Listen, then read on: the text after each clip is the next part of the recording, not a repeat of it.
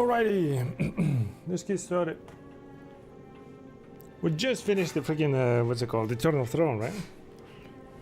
Now we're moving up to the Legacy of the Void, which I don't know how to start it actually. Nothing popped up, so this will be interesting. Let me start it and then maybe we need to, I don't know, fly to Imperial Fleet or some shit. May the Force be with you. Thank you, Father. How's it going, Falco? Just did a pretty cool story, actually. Remember that from the trailer, there's like two brothers and stuff, fighting and stuff? And then their crazy sister? We did this kind of story. It's pretty good. Except minor things. It was nice. Literally just finished it. Now it's like a new chapter, I guess, for like a new story. I don't know how to start it, so we'll see how it goes. Nothing popped up. I don't see where to start it. Oh, unless I go to like errors or something. Yeah, nothing is prompted, so interesting. How are you doing, man? What are you talking about? This game, yeah. Do you not remember the trailer? A man can have anything if he's willing to. You don't know what I'm talking about? Bro, you know it.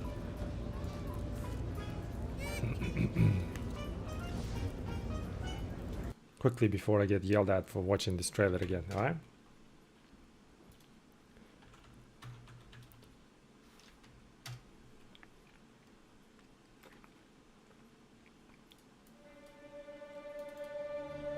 A man can have anything if he's willing to sacrifice.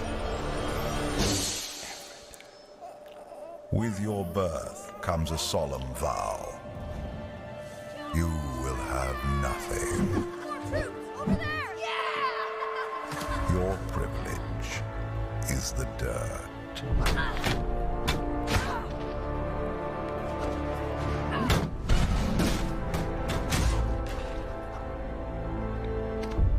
You don't know? Don't believe you. This is the story we did. In the darkness, only ambition will guide you.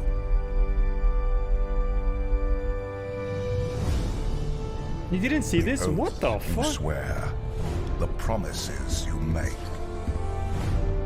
they are yours alone. This is one of the best trailers. Your freedom will be the wars you wage.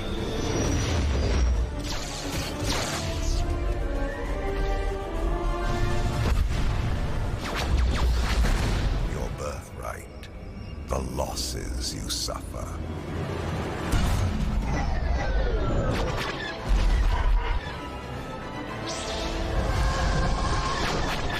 Epic shit.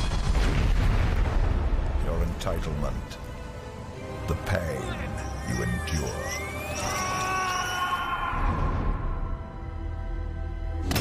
Ding.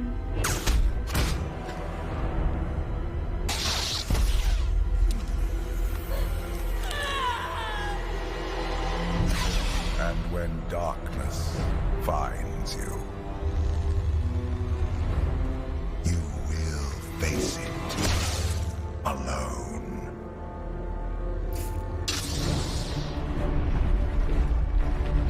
You alright, brother?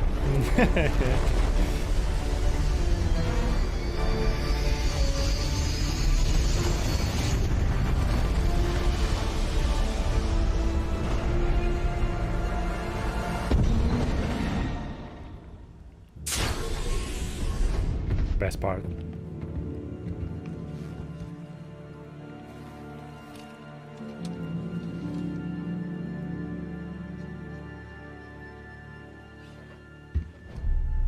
Still not enough.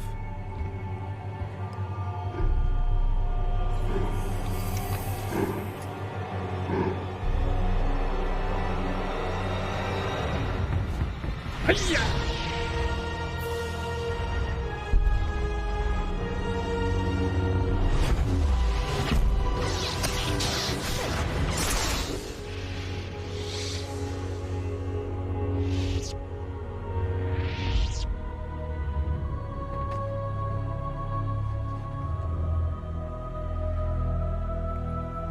with me, son.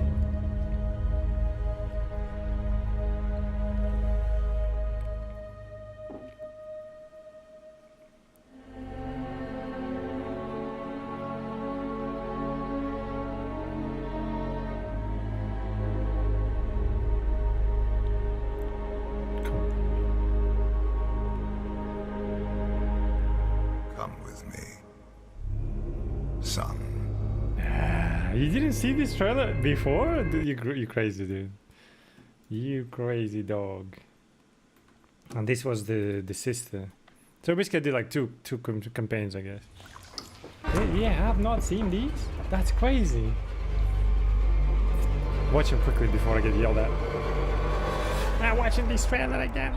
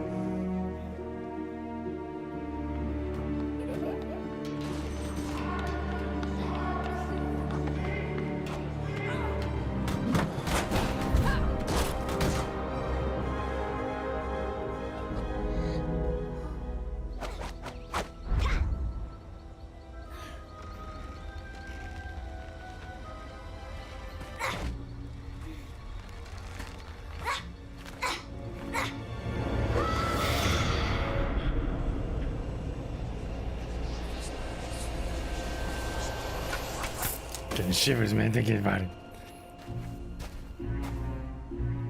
Music. No, she's not on. Another. The music, I love it. The design on them is so cool. Fight.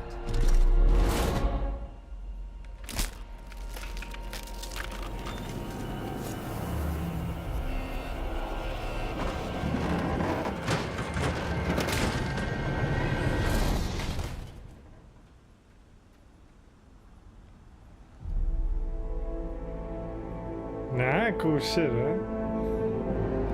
Just lifted them all up, didn't even flinch. You exile.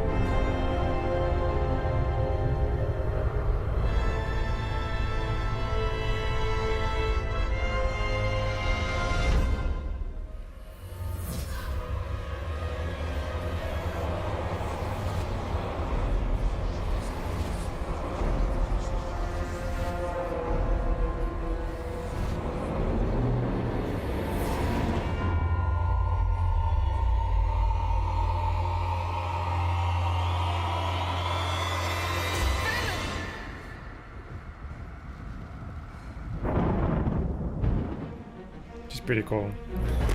She'll have this battle that I really like as well. The armor, like, look at the design of armor, the lights, everything. It's so nice.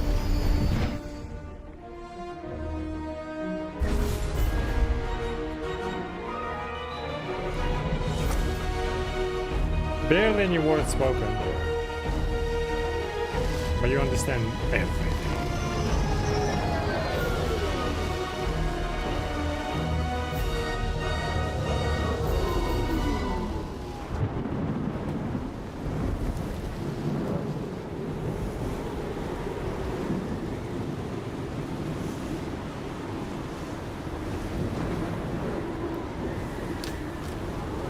I like this fight.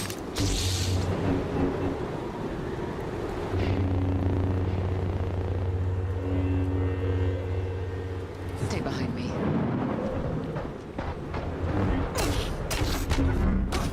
This is what I wanted Ray to be fair. Like, it's kind of bruiser, you know? She could have been really cool.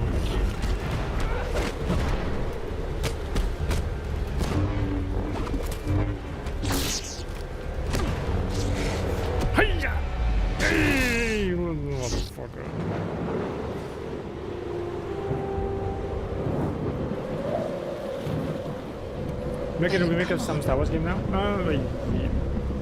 Yes. And a new one as well.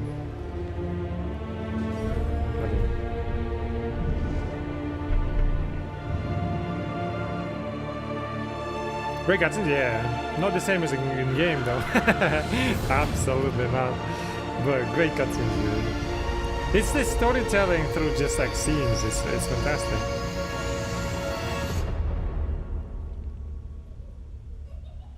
In-game animations are so bad, bro. It's crazy. I mean, it's whatever, but you know, still. It's like they're not supposed to be technical. It's a crazy contrast, though. All of it.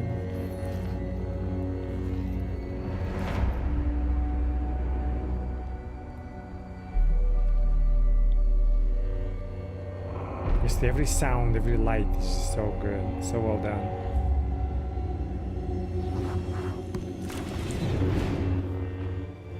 People would create with passion, you know?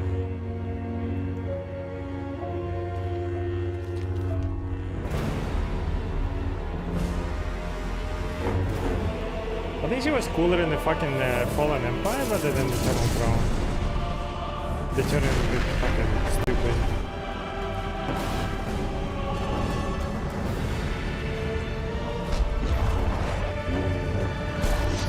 Look at that. I love that shit. Yes. Should have made a movie in this one. That's what I was saying. Like look at Blizzard cinematics, right? You can just make a fucking just compilation, and it will be enough for me to sit in the theater for like 2 hours, just watch them on repeat. You know, I can do it right now, to be fair. But and then Warcraft movie comes out, and it's like the doggest of dog shits. You know, it's like holy shit. I love this moment that she attacks and she quickly like grabs the shit.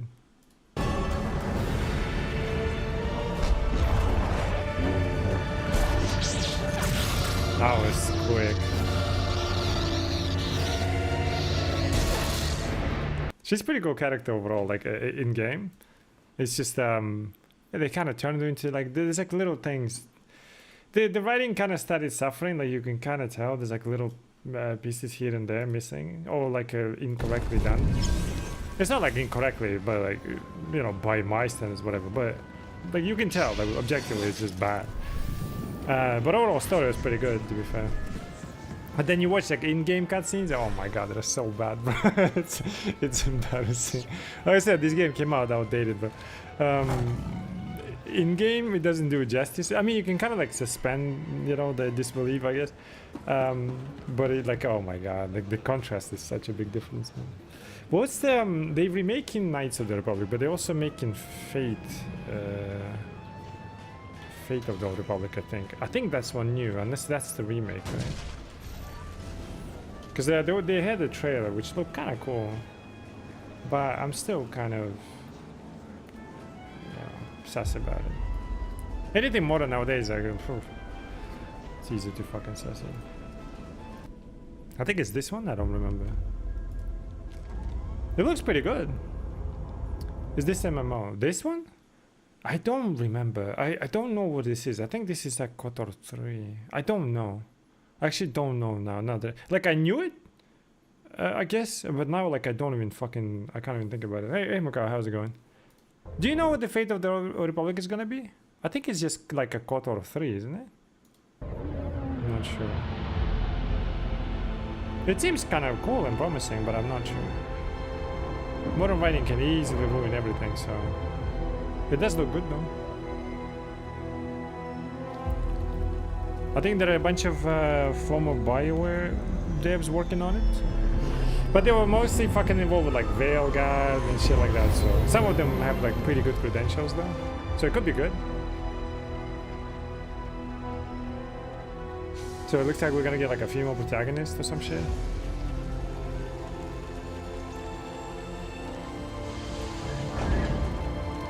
Who's that fat ass over there, by the way?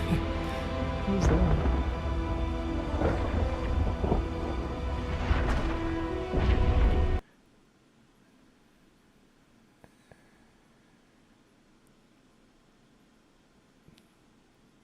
That's not Enda Spy. That's not it. What is it?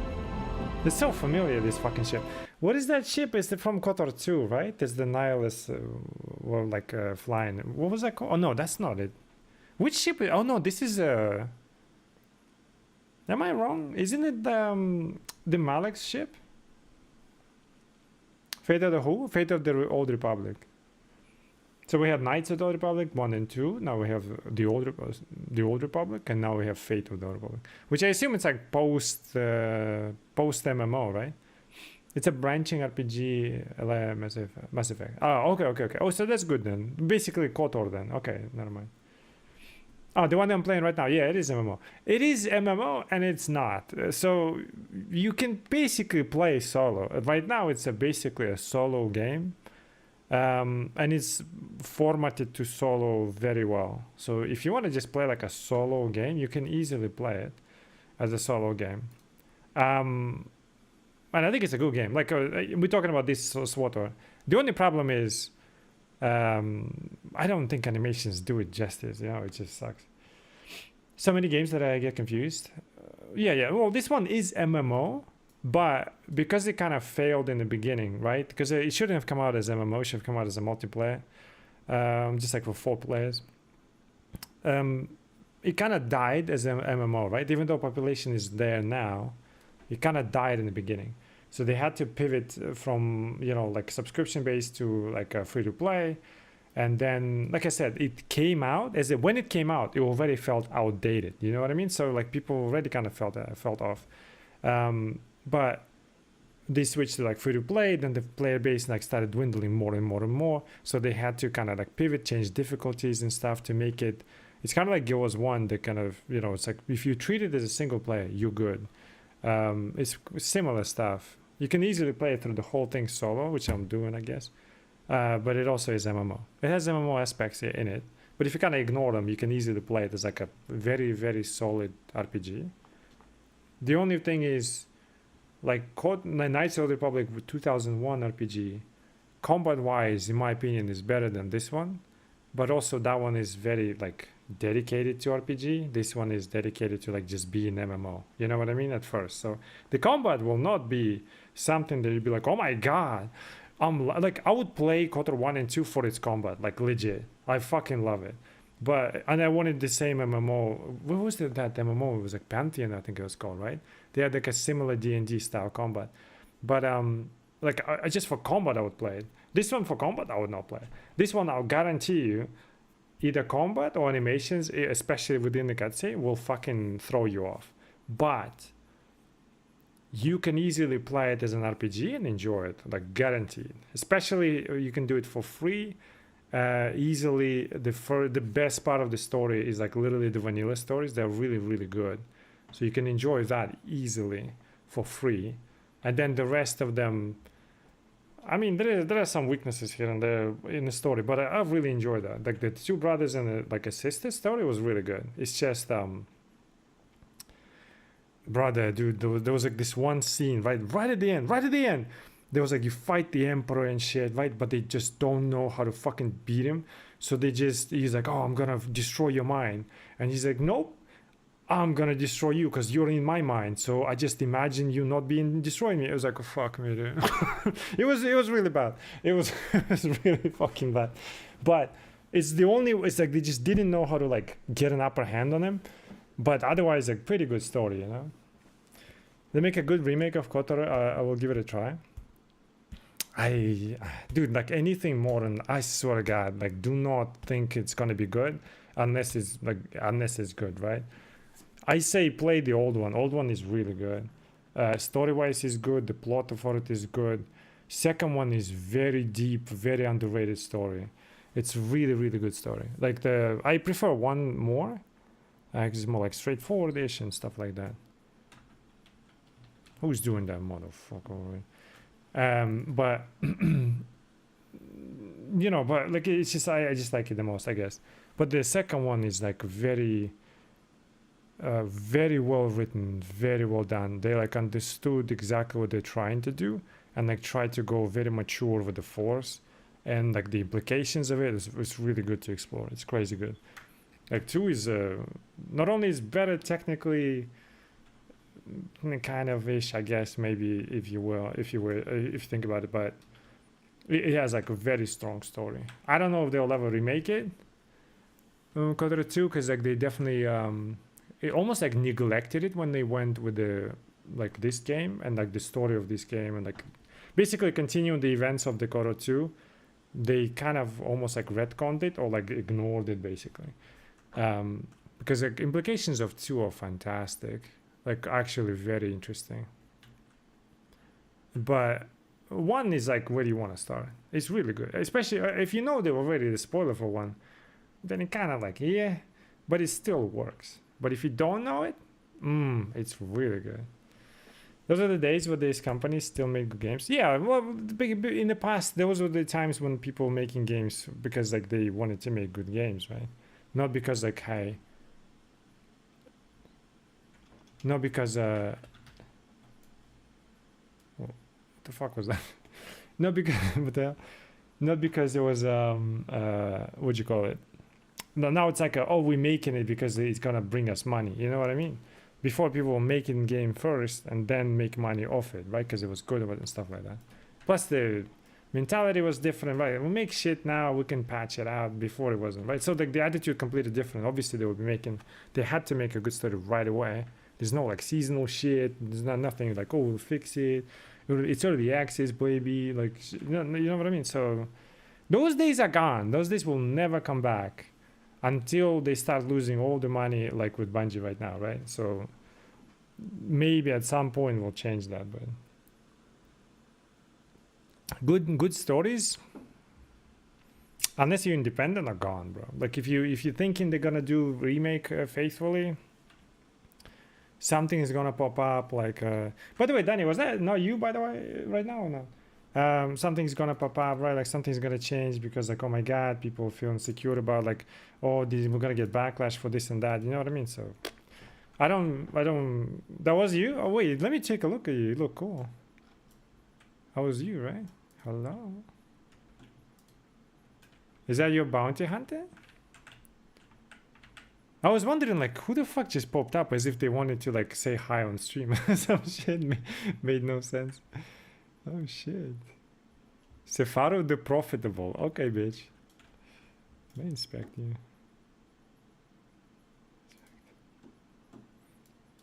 Oh, yo, that looks nice. I like the different color. That's actually really cool. So look at my nudes. I don't give a fuck. I'm looking at him. That looks cool as fuck. Dude, these pistols. Redemption.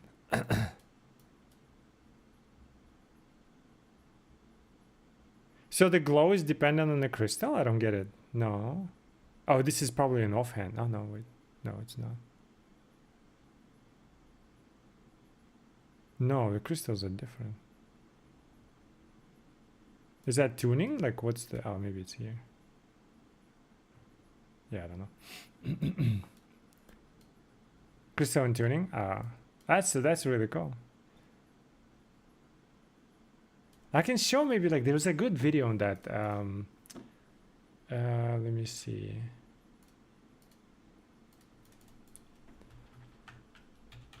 Like you will see how like mature the story is. I don't remember which one.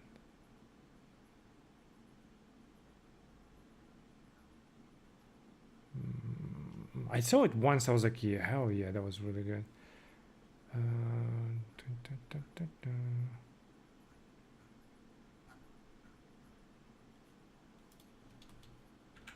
Not story. How would you do it? Shit, what was the video, dude? It was really fucking like a really in depth, really nice.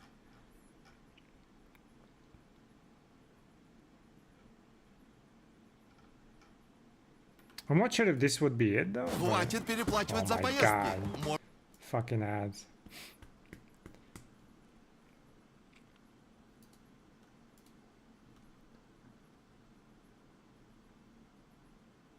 Oh, maybe it was this one. Well, it could be both actually. Holy double ad? Oh my fucking god.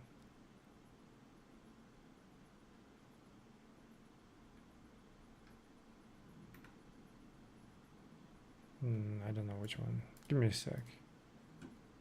expecting some surprise for me to reveal a secret that had eluded you, something that would change I don't know your if it's this one. perspective Let of me just events, give it a shatter chance. you to your core.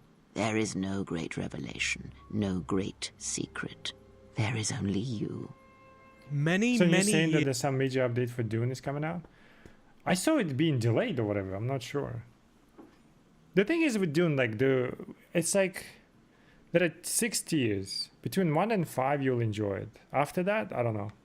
Like I never could enjoy it. I will say this though, I really enjoyed the story. Fuck those trials, but everything after that, the format is very shit, but the story is pretty good. I enjoyed it. ago, I Oh, winter map, yeah, something like that. But I thought it was delayed or whatever. But it is coming at some point, yeah. created a video that delved into the motivations of Kreia. Now, when it comes to the character of Kreia, there is a lot to unpack, and I tried to answer what she was trying to achieve in Knights of the Old Republic 2.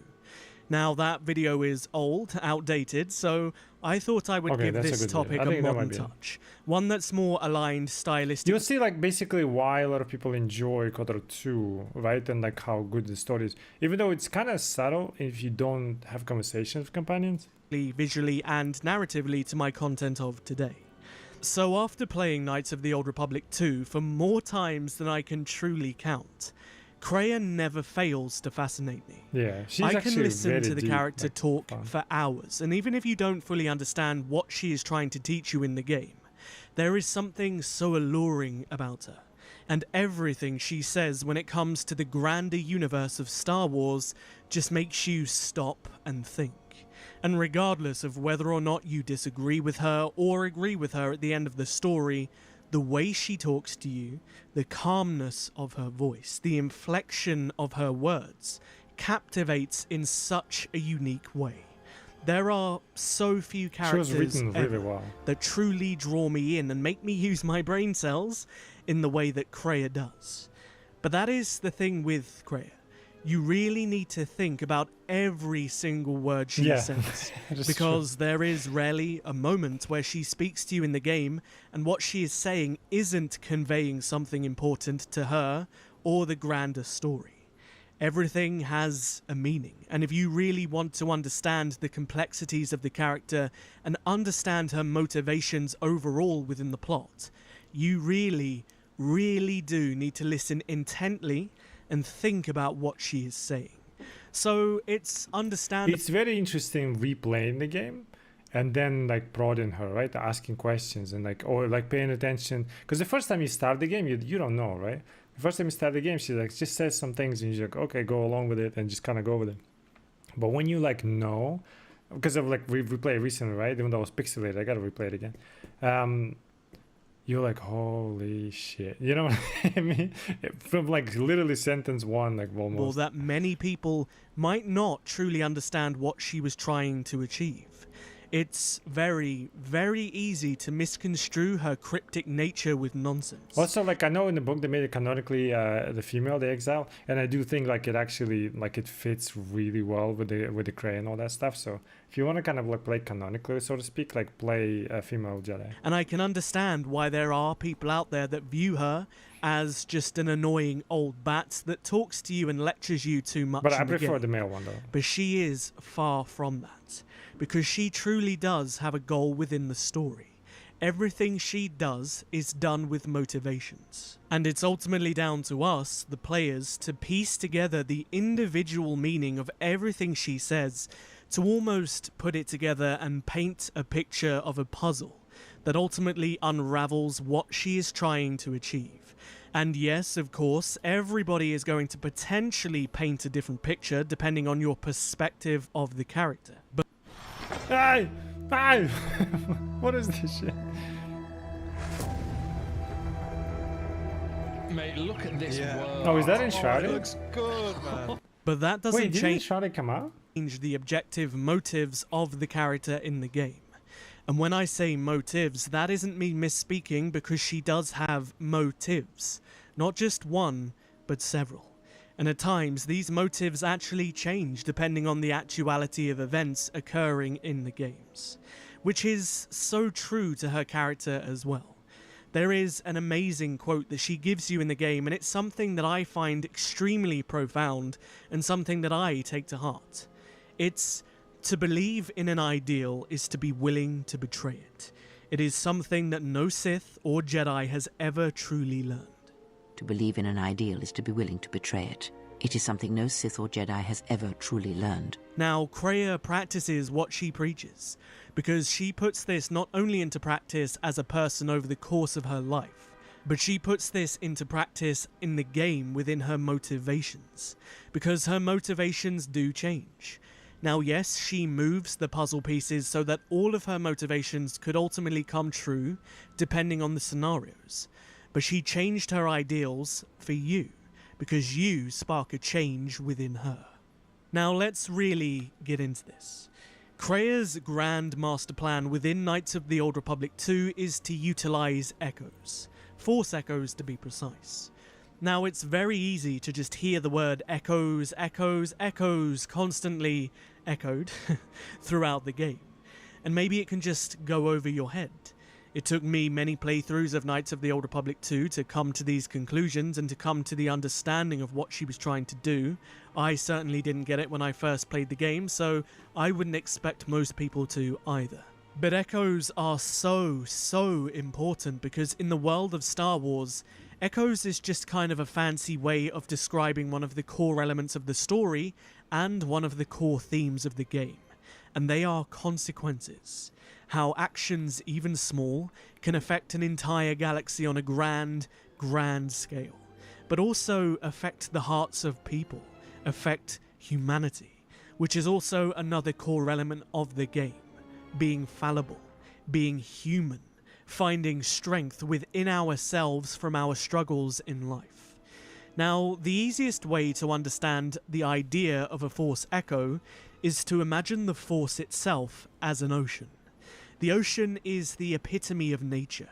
It is essential to life, and it moves of its own accord, weaving back and forward, affecting everything around it. Then, we have to imagine every event, every action, has an impact on the ocean in a small way, or a big way depending on its severity. Small actions that do not disturb the ocean on a grand scale are like small pebbles. They get thrown into the ocean and a tiny little ripple occurs, one that isn't felt by anybody. But then, we have to imagine death and destruction being like a gigantic rock. When that is thrown into the ocean, it creates a massive ripple that keeps spreading outwards depending on how large the rock is, the severity of the destruction. There are places in the galaxy, strong in the Force, light, dark. They are born in places teeming with life, and in places that are filled with death. Worlds whose surfaces are graveyards, whose screams echo through the Force. It is possible for war, for men to give birth to such places, to leave wounds on the galaxy itself. What you heard was the echo of the past, and it travels still. Now, these ripples in the ocean, in the Force, are not part of its natural movements. And so when they occur, they can be felt by everybody that's within the Force. And the bigger they are, the more unnatural, the more disturbing the ripples. This has a massive effect on everything that can feel it, to the point where it can overwhelm those that can feel it, causing pain, sometimes damage, and at the very worst, even death. As much as you can form connections to others, such connections exist on a galactic scale as well. It is possible to hurt or sever those connections, to create places in the Force where it is difficult to center oneself, but that is the crudest form of manipulation. It is possible to affect those connections in other ways, by the slightest action, a seemingly minor choice, a small cruelty. The stronger your connection to life, to the Force, the stronger these echoes can be made, and the stronger they are felt. But this connection has other consequences. When the source is wounded, the one on which others draw strength, then they are wounded as well. What one feels, the other feels. And when others die, the scream travels back to the source. If they occur at the same time, or at the right time, these screams will build upon each other until it is the only sound you can hear. and the deaths of many will cause the screams to build until their pain becomes yours, and you die as well. Now, Kreia herself, by the point of the story of Knights of the Old Republic 2, hates the Force. She has been a Jedi, she has been a Sith, and she has seen everything that the Force has to offer. And so she comes to the conclusion that the Force is nothing but an insidious god. She believes that the Force is just playing a game of balance with itself, and it uses every unaware living being within the galaxy as a means to achieve this. It is said that the Force has a will. It has a destiny for us all. Aye! Fucking hell. That connection is what Exile feels, basically. I wield it, but it uses us all, and that is abhorrent That's why she was to me, severed from it. because I hate the Force. I hate that it seems to have a will, that it would control us to achieve some measure of balance when countless lives are lost. But in you, I see the potential to see the Force die, to turn away from its will, and that is what pleases me. You are beautiful to me, Exile. A dead spot in the Force, an emptiness in which its will might be denied. And over the course of her life, she came to learn about Force echoes, and how the greater the echo was, the more severe pain it would cause to someone who felt it. And she wanted to use Force echoes to essentially deafen the galaxy to the Force. She wanted to strip away the Force's control over those who worship it, and give back power to people themselves and the choices that they make. And now we come to wounds in the Force, one of the central and most key parts of Knights of the Old Republic 2. Now, a wound in the Force is like the epicenter of mass destruction. It is something that has suffered so greatly within the Force that it left a wound. And this pain and this suffering ripples outwards constantly. A complete imbalance with the Force that never stops, and this suffering affects everything around it. Someone is creating an echo, a resonance in the Force. Someone is consuming life, using it to feed their hunger. Each dying world creates an echo in the Force, and as the echoes build, it becomes a noise, deafening, destructive. It touches all life in ways that are invisible to see. The darkness, the despair created from such events breeds and grows. Someone is bringing the dark side to the galaxy through destruction. A critical point is approaching, and the wound must be healed. You, the Jedi Exile, Mitra Surik, are a wound in the Force, an epicenter of devastation, but in this case, emotional devastation. The Jedi Exile had a very unique ability to create absurdly intense bonds through the Force. These were known as Force bonds.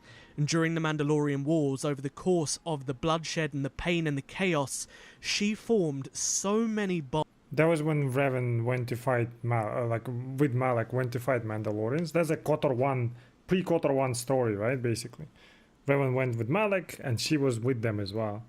So she formed a bunch of fucking connections. And then when they chased away Mandalorians off the core rim, and then they chased them all the way to Malachor 5, which is where will be mentioned or whatever. That's when they fucked them all up. The Mandalorians stood there like last stand, and there was so much death, and that's where she comes in with like her, powers to make connections. So she fell through the Force a bunch of shit to the point that she had to cut herself out of it, basically. With so many people on such a deep level. And so when she ordered all of their deaths in the mass devastation of Malachor 5, not only was a Force wound created on the planet where the devastation occurred, she felt this on such an unimaginable scale. The pain was unlike anything a Force user could ever imagine. And so she herself became a wound in the Force. But she did something no Force user had ever done, at least to Kreia's knowledge and our knowledge. She, in that very moment of destruction, deafened herself to the Force, unconsciously. She decided to turn away from the Force so completely and so utterly. She essentially decided to step out of the ocean. Bro, that fucking... I saw the trailer. I mean, good luck with that movie, man. so she couldn't feel any of the ripples anymore. And we have to remember that the Force flows through all living things. It is a natural part of life. And when you are connected to the Force on such a scale as the Jedi and Force users are, to disconnect yourself from the Force is to almost disconnect yourself from living. And this is why almost everybody would die if they attempted to do this. But the Jedi exile didn't. But that disconnection created a severe wound in the Force. No, now I'm not saying it's gonna be bad or whatever, but like to be fair, Mandalorian was kind of started falling off big time after season 1. Even in season 1 it was kind of janky, but it was at least fun, you know, like a cool adventures and shit. And then it just kind of like started falling off, and then you see that, and it seems like just. I think it will be slop, man. At least what it seems to me. If it's cool, I'm all for it, you know. But it looked kind of, from the trailer, it looked very fucking sloppy. 3 possible outcomes for the Jedi exile in this moment. The first is that you die when being overwhelmed by these ripples, these echoes. This was the most common outcome that happened. But there was 2 other options, and they were to become a living embodiment of a wound in the Force. One wound would turn away from it and ultimately be able to live their lives freely. Yes, they may be a hole in the Force inherently, but they themselves are detached. They cannot feel this wound, they cannot feel that pain that they are carrying anymore. And the other is to be consumed by the wound, to become so unbelievably overwhelmed with that suffering that the only way to stop it from causing you so much pain is to consume the Force essence of another, and knowingly numb yourself to that suffering that you are emanating. Now, Darth Nihilus was the opposite to the Jedi exile. Presumably, he also had the ability to form these bonds, and at the end of the Battle of Malachor V, instead of turning away from the Force in that moment of pure suffering, he became consumed by the wound within himself. But that wound could never be satiated, and the only way that he could stop feeling pain, that pain emanating from inside, was to consume the Force of another, and this would numb his emotions and his feelings, but it also turned him into a being of pure intent. Kind of like it's like what the Emperor kind of does to prolong life or whatever. Now, when she became a Sith, Kreia intended to use the wounds in the Force. So she found Darth Nihilus, and she wanted to basically use him to destroy the Jedi, to destroy the light. But after she was betrayed, she realized that Darth Nihilus truly was nothing but a slave to the Force, regardless of the magnitude of his power. And then she remembered the Jedi exile. And she became so utterly fascinated, so truly bewildered. She could not fathom a being so deeply entrenched within the Force that could just let go and continue to live her life unabated. But as she continued to learn and continued to pique her interest in the Jedi exile, she learned that the combination of the wound at the heart of Malachor V and the wound within the heart of the Jedi exile would create another wound. A wound that was similar to the one that the Jedi exile felt when she killed all of those people above Malachor.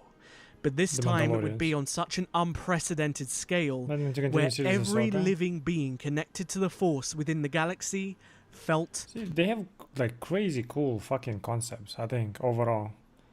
They just have shitty fucking writing. The same pain. And this echo would give everybody a choice to disconnect oneself from the Force or die staying embraced within it, despite all of that pain. Yes, you are an echo in the Force, a hollow space where it has been wounded. It takes a great act of destruction. Kreia's basically gripe with the fucking with the Force is that like it's like its own being imposing the will of balance, so that the light side never fucking like imbalances the world, right? He basically imposes death upon the other side so that prevails, and then you just keep balancing it out. So Kreia saw it as like this fucking thing keeps, not only she saw both sides, right? So because of the like the will of the Force, if we don't cut it, we constantly be in the conflict forever, because like it will be imposing death so that there can be redemption, right? The too much redemption will be imbalanced. We need to impose more death. So like this cycle will forever continue because of the Force, and not because like inherently people are evil kind of thing. So Kreia wanted to like literally deafen everyone and cut everyone off from the Force, and that's what they like the wounds and shit, like because they cause so much pain, they like cut you out of it, right? Basically, or like deafen you, not cut out, but deafen. So that was her plan, basically. So it's pretty. To create such pretty emptiness. But it can be done. Hey, Skimas. It creates places where the Good morning, Force man. is difficult to hear and difficult to find one's way. And you carry it with you, always. Now she seeks she to wanted create her another echo, amplifier. a wound in the Force, greater than the one before, greater than the one you caused. It will deafen all touched by the Force until no life is left. You were strong enough to withstand it once, but few have your strength in such matters, especially if they are unprepared. Kreia's goal here was to create a galaxy untouched by the insidious, constant I like the warring name. of the Force and its obsession with balance. She wanted to Galaxy give back Untouched. control to the people, which is a strangely noble cause. But in the end, she was willing to do the unthinkable. She was willing to commit genocide to potentially achieve this, to kill billions, if not trillions of people in the pursuit of a noble end. And this is why Kreia is not a villain in the traditional She's not. sense. She is an anti-villain. Her goal is by definition noble, heroic even. She didn't want the individual beings of the galaxy to suffer and be enslaved by the Force's insidious will. If the Force was still in control of everything, there was always going to be a monster like Darth Nihilus. Yeah. There was always going to be wars between the Jedi and the Sith, between the light and the dark, resulting in the endless suffering of innocent people. So she found the Jedi exile and began to do what she did best. She began to move the pieces of the chessboard. She began to manipulate galactic events. Not only could she use the Jedi exile's nature as a wound in the Force to stop Darth Nihilus, she could use the Jedi exile to achieve her noble goal of deafening the galaxy to the Force. But as she began to travel with the Jedi exile and to learn more about the nuances and the complexities of her story and her choices, she began to train her. She thought to herself, this was an interesting opportunity. Perhaps one last attempt at doing something right, and at the same time basically give a middle finger to all of these organizations that shunned her as a failure of a teacher, and to have the last laugh that she was the one that was right in the end. What did you see in the web of worlds that have died? What did you see when you saw it through the Force? I see the death of the galaxy, of life. At first, I thought it was just conquest. But it's more terrible than that. It's an echo, spreading outwards, killing everything. It's not possible. Now you understand the magnitude of what is being done. I know you. Not even the markings of the dark side can hide it. Why have you done this? I? Do you think I seek the death of all living things? There is no victory in such things. I do not want to win our war like this, little Jedi. When I win, I wish it to be because I was right, my teachings true. How long have you been here? Among us? You know the truth. I have always been here, watching and listening to the echo you have found. You know its source and what must be done. She's crazy fucking powerful. When you start playing, you actually don't notice these little things at first. Some of the companions on the ship are not even aware that she is on the ship. She literally can make you like not see her, which is crazy. But there's one awesome fucking detail. When you play, you know, like in RPGs, you level up, right? And you normally like especially if you like it's the same character but has to like re-level up. They kind of like justify, oh, like you forgot, you got amnesia or whatever the shit, right? And you got to relearn whatever. This one obviously it's not a continuation. This stuff. She pulled the Koroko's basket. I don't know what that is, but you know like how you level up, right? So because the like Mitra Suri, basically like the Exile were like powerful Jedi in the past, right? But now you have to start from level 1 as well. but like it ties to the story, which is why writing in this fucking, like in the second game was so fucking detailed and so well done. There's this thing where you level up, right? But it's not because you like reconnecting to your like roots of the Jedi, right, or whatever. You started as normal, like you don't have anything. Because you're the wound, you literally like a void of force. There's no force within you, kind of thing, right? Like you can't really use it. But in the game, somehow you use force abilities and shit, but you don't. There's this line, especially in the beginning of the game, like 1 or 2 cutscenes like ahead, where she's like, when you first level up, I think, and the exile is like, oh, what the fuck, my powers are coming back, whatever. And she says, no, I forgot exactly the line, but she basically kind of alludes to what happens to you. She herself channels her powers into you, like through you, basically. So that's how you level up and shit. You don't have power, like you don't really regain anything because you cut off, but you feel like you're regaining powers. But actually, it's like because we establish connection with her, she actually channels the powers like through you. That's how you like use powers in the game, which is kind of cool. It's like it's never explained in the game necessarily. It's like you kind of like learn it, I guess, like overall later, maybe post the game and stuff like that, like a little details and shit like that. But it's really, really cool. Like the whole idea. Little Jedi, you cannot stop me. She's insanely powerful. So Kreia did what all Jedi and all Sith failed to do. She adapted her plan. She betrayed her ideals to potentially achieve something different to what she originally intended. And after she discovered the Jedi Masters on Telos, this is where she decided that things were going to change. By allowing the Jedi Exile to physically feel the Force again, she then took her on an emotional journey of self-discovery. She taught her to confront the shadows of her past. But there was also something else that she did. She created a very unique bond, a Force bond with the Jedi Exile that would be so important. This bond was so intense. She's missing her hand, right? Like in the beginning of the game, her hand gets cut off, and you feel it as a player, like, what the fuck? Shit. That they could literally feel each other's pain, and they would also die if one or the other died. And the only way for this bond to evaporate essentially was the acceptance of death, of letting go.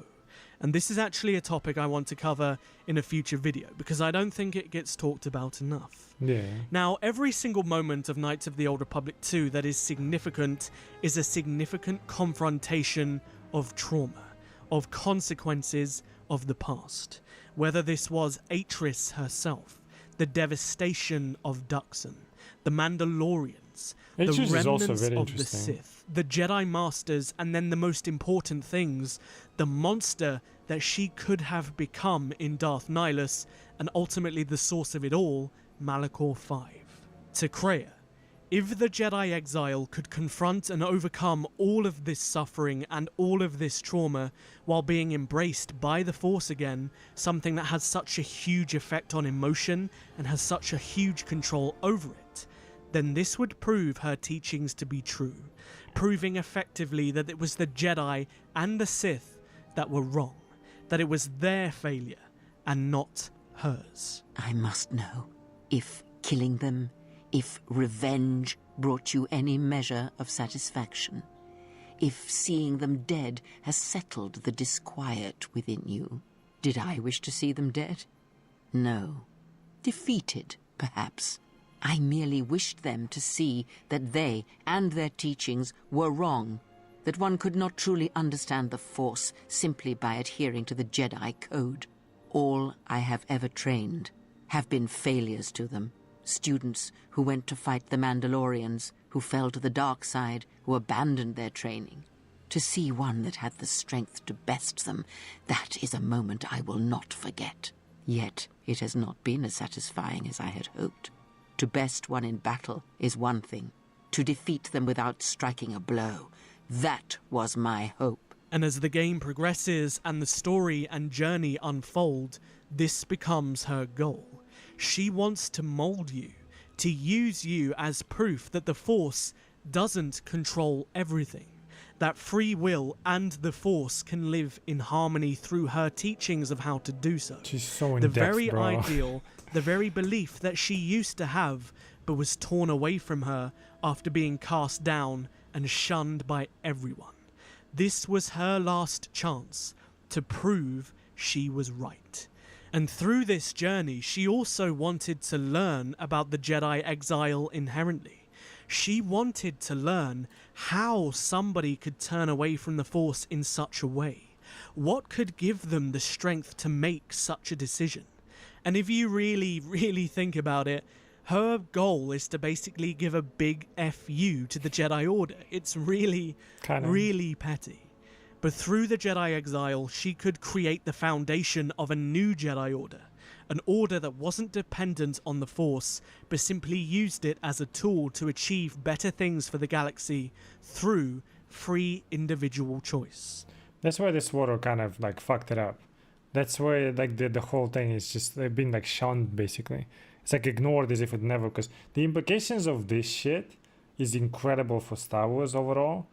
But it's been neglected, and then just kind of this SWTOR just recreated again, like good and bad, and that's it. Because this order, like this kind of like new way of Jedi, is what at the end of the KOTOR 2 technically you kind of like go as, right? However, Kreia was a very strict teacher, and she was astute. She would assure that only the strongest would surpass this challenge, and so everything that we do in the game is essentially a test by her, to prove to her that you are the one to lead things forward. But Kreia also knows that she is a relic of a bygone era. She is a relic of the Force's control over the freedoms of individual things, and there was no place in any event beyond this story. And she knew at the end of this journey that it would result in her death. But even in death, it would be one final lesson to the Jedi exile. And the great thing was, all of her plans were a win-win. She had maneuvered all of these pieces of the chessboard that no matter the outcome... Dude, you just gotta think about it just from the gameplay perspective, right? So from the game, like this is the beauty of this fucking writing, like in the past, right? What they've done. You gotta fight the boss at the end, right? But it's an RPG with choices and shit. But they kind of lead you to the same choice regardless. But those choices will lead like from a very different perspectives, you know what I mean? And all of them will be justified and make sense. Like I fucking love that shit. Like the fact that she knows that she'll be dead and all that stuff, like it's really well done. And the great thing was, all of her plans were a win-win. She had maneuvered all of these pieces of the chessboard that no matter the outcome, she got the last laugh. For example, if throughout the journey the Jedi exile did become yet another failure, become another Darth Nihilus, drawing her to Malachor 5, the heart of the planet, and killing her would deafen the galaxy to the Force, her original plan. But I'm sure some of you are wondering, what if the Jedi exile killed her? Well, because she had literally constructed the unique bond between the two where they could feel each other's pain even in death, if Mitra killed her, without her willingness to let go of the bond, the exile would also die, again creating the echoes that would deafen the Force. But if the Jedi exile surpassed her teachings, she would become, as I said, the foundation of a new order that was driven by the ideals of people, rather than by the will of the Force. An order that was willing to recognize the flaws of the Jedi of the past and the very code that they adhered to. So that's why like she teaches like I don't know if you remember anyone who played it. That's why she was teaching her this like little nuances, right? When you which also teaches you like the RPG elements. Like they've done it such a crazy good job. You like this one guy is like, oh my god, like you know I'm being bullied, so you like you know you save him or whatever. Then you give him coin, and like you know oh you helped him, good shit, light points, right? Like oh what a good person you are. And then Kreia is like, why did you give him fucking you know a coin and shit? It's like, well, what? Because I'm a good person, bitch, right? And then like, no, like he's gonna go there, and now you put him in harm because he's gonna go there like you know, and he goes like into like Undercity, whatever this shit, right? And he's getting mugged and like beaten, right? So now you set him on the path of like failure basically because you did this and that. So like there's like a nuances here and there, and then she keeps teaching you throughout the game, like either dark side, light side, whatever choice you make, like this shit happens, right? So like she's literally molding you like you said, right, into like a new version of like not just light and dark, but see beyond that, basically, right? And see all the flaws of light and dark, because she hates the Force, right, as an entity. What's up, Webricum? How's it going? The flaws of the Jedi of the past and the very code that they adhered to. So, as you can see, Kreia could not lose. She used you to fix all of her mistakes. Darth Nihilus would be dealt with, the Sith Triumvirate would be dealt with, the Republic and the Sith in general would be dealt with, Atris would be dealt with, and the outcome was foolproof depending on which way the Jedi Exile chose to go. From the moment you awoke, I have used you. I have used you so that you might become strong, stronger than I. I used your death to deceive the Sith, to make them believe they had won, so they would turn on each other. I used you to keep the Lords of the Sith from condemning the galaxy to death with their power unchecked. I used you to lure them to Telos, where they could be at last fought and killed. I used you to reveal Atris's corruption so that her teaching could be ended before it began. True. I used you to gather the Jedi so they could be destroyed. And I used you to make those who wounded me reveal themselves so they could be killed by the Republic. This is why Kreia is brilliant. She covered all bases. There was no failure regardless of which way you went. She won no matter what. And you don't perceive it just playing. You're like, oh, I'm just progressing through the story. There's like so many things. If you replay it, that's like probably better than just playing it for the first time even, you know? Like I said, I do want to create a future video going into depth on the Force bond between the two. Because with the ending of Knights of the Old Republic 2, many people think that you kill Kreia. But I don't believe this is the case. I actually think Kreia chooses to let go of the Force, much like the Jedi Exile does. She chooses to die at peace. And this is why Mitra doesn't die through the Force bond. But I will delve into that in another video. So if you want to see that, don't forget to hit the subscribe button so you're notified when I release it. Now, after going in depth in such a way with the character, this is why for me personally the continuation of Mitra's story in the Revan novel and the Old Republic MMO was a complete disservice to the masterclass of writing that was Knights of the Old Republic 2. Now, yes, Revan is a fundamental character to this story entirely, perhaps even more. Anytime you bring like godlike figures or anything untouchable to like down to the earth so we can fucking interact with them. Oh, WoW did that with the fucking gods. Revan the same thing. You cannot canonize character that you create yourself. You know, like Revan can be anything. You know, it's kind of crazy. To canonize them, like I never liked this whole in this SWTOR bringing Revan back and shit. Because you can't make him like dude or like or a girl, doesn't matter, right? You can't put a face on him because everyone had their own fucking face for Revan. Also, whoever chose this far, I mean, I know it's like canon, but like Jesus Christ, my Revan is completely different from yours, you know? Oh, it's always a bad idea when you do that. But they completely forgot about the importance of what Kreia had established. Through the teachings, that's important story entire situation of Mitra's story in the Revan novel and the Old Republic MMO was a complete disservice to the masterclass of writing that was Knights of the... Oh, heck yeah, what's up, dude? It's like a Netflix where they can't seem to kill Caleb, but I want to give the story more weight. It's it's a disingenuous kind of like, you know, like I always respect when if the fucking story dictates that you kill the character, you kill the character. Right, because like, it's just how it is. Yeah, like there are some like, oh, he's like, you know, let's say in custody or in prison, they're gonna burn him, and then last minute he saves himself. Like, fine, that can happen, right? But some things just like you keep them alive, just for the sake of being alive. Like it's just kind of dumb, right? Like there's a lot of things like things happen because you want them to happen, or things happen because the universe that you've created dictates for that to happen, right? Like that's a very important thing when like things start changing and shifting like that. It was the same as like actually we did this SWTOR story just now. Like some of the things like they shouldn't have happened in the first place. You know, you know, it's like no, but they happened because we just needed it to happen in this moment. And that's where you get like inconsistencies and shit. That's when you get like the, it's like a veil of illusion. Is like, you know, what you call it? like abolished basically, right? And now you can see it. Like you never should do these things. Like it just, I know it's cool and I know people like the character and you don't want to lose it, but like no, you know what I mean? Like things like that. Because nowadays it's just, you know, oh, you like this character, it will survive through anything, and we're gonna put him through like all of the fucking you know, like different situations. So you go oh, and just keep giving us money, right? It's no longer about like the story or cohesion of it, and you know what I mean? Like nobody will write ever someone like Kreia ever again. Well, except Expedition, actually. Expedition 33 did really, but like they're kind of like independent of like, you know, pleasing people for the sake of money, right? They just wanted to make a good game and make money as a result of it. Because that's like two different intentions completely, right?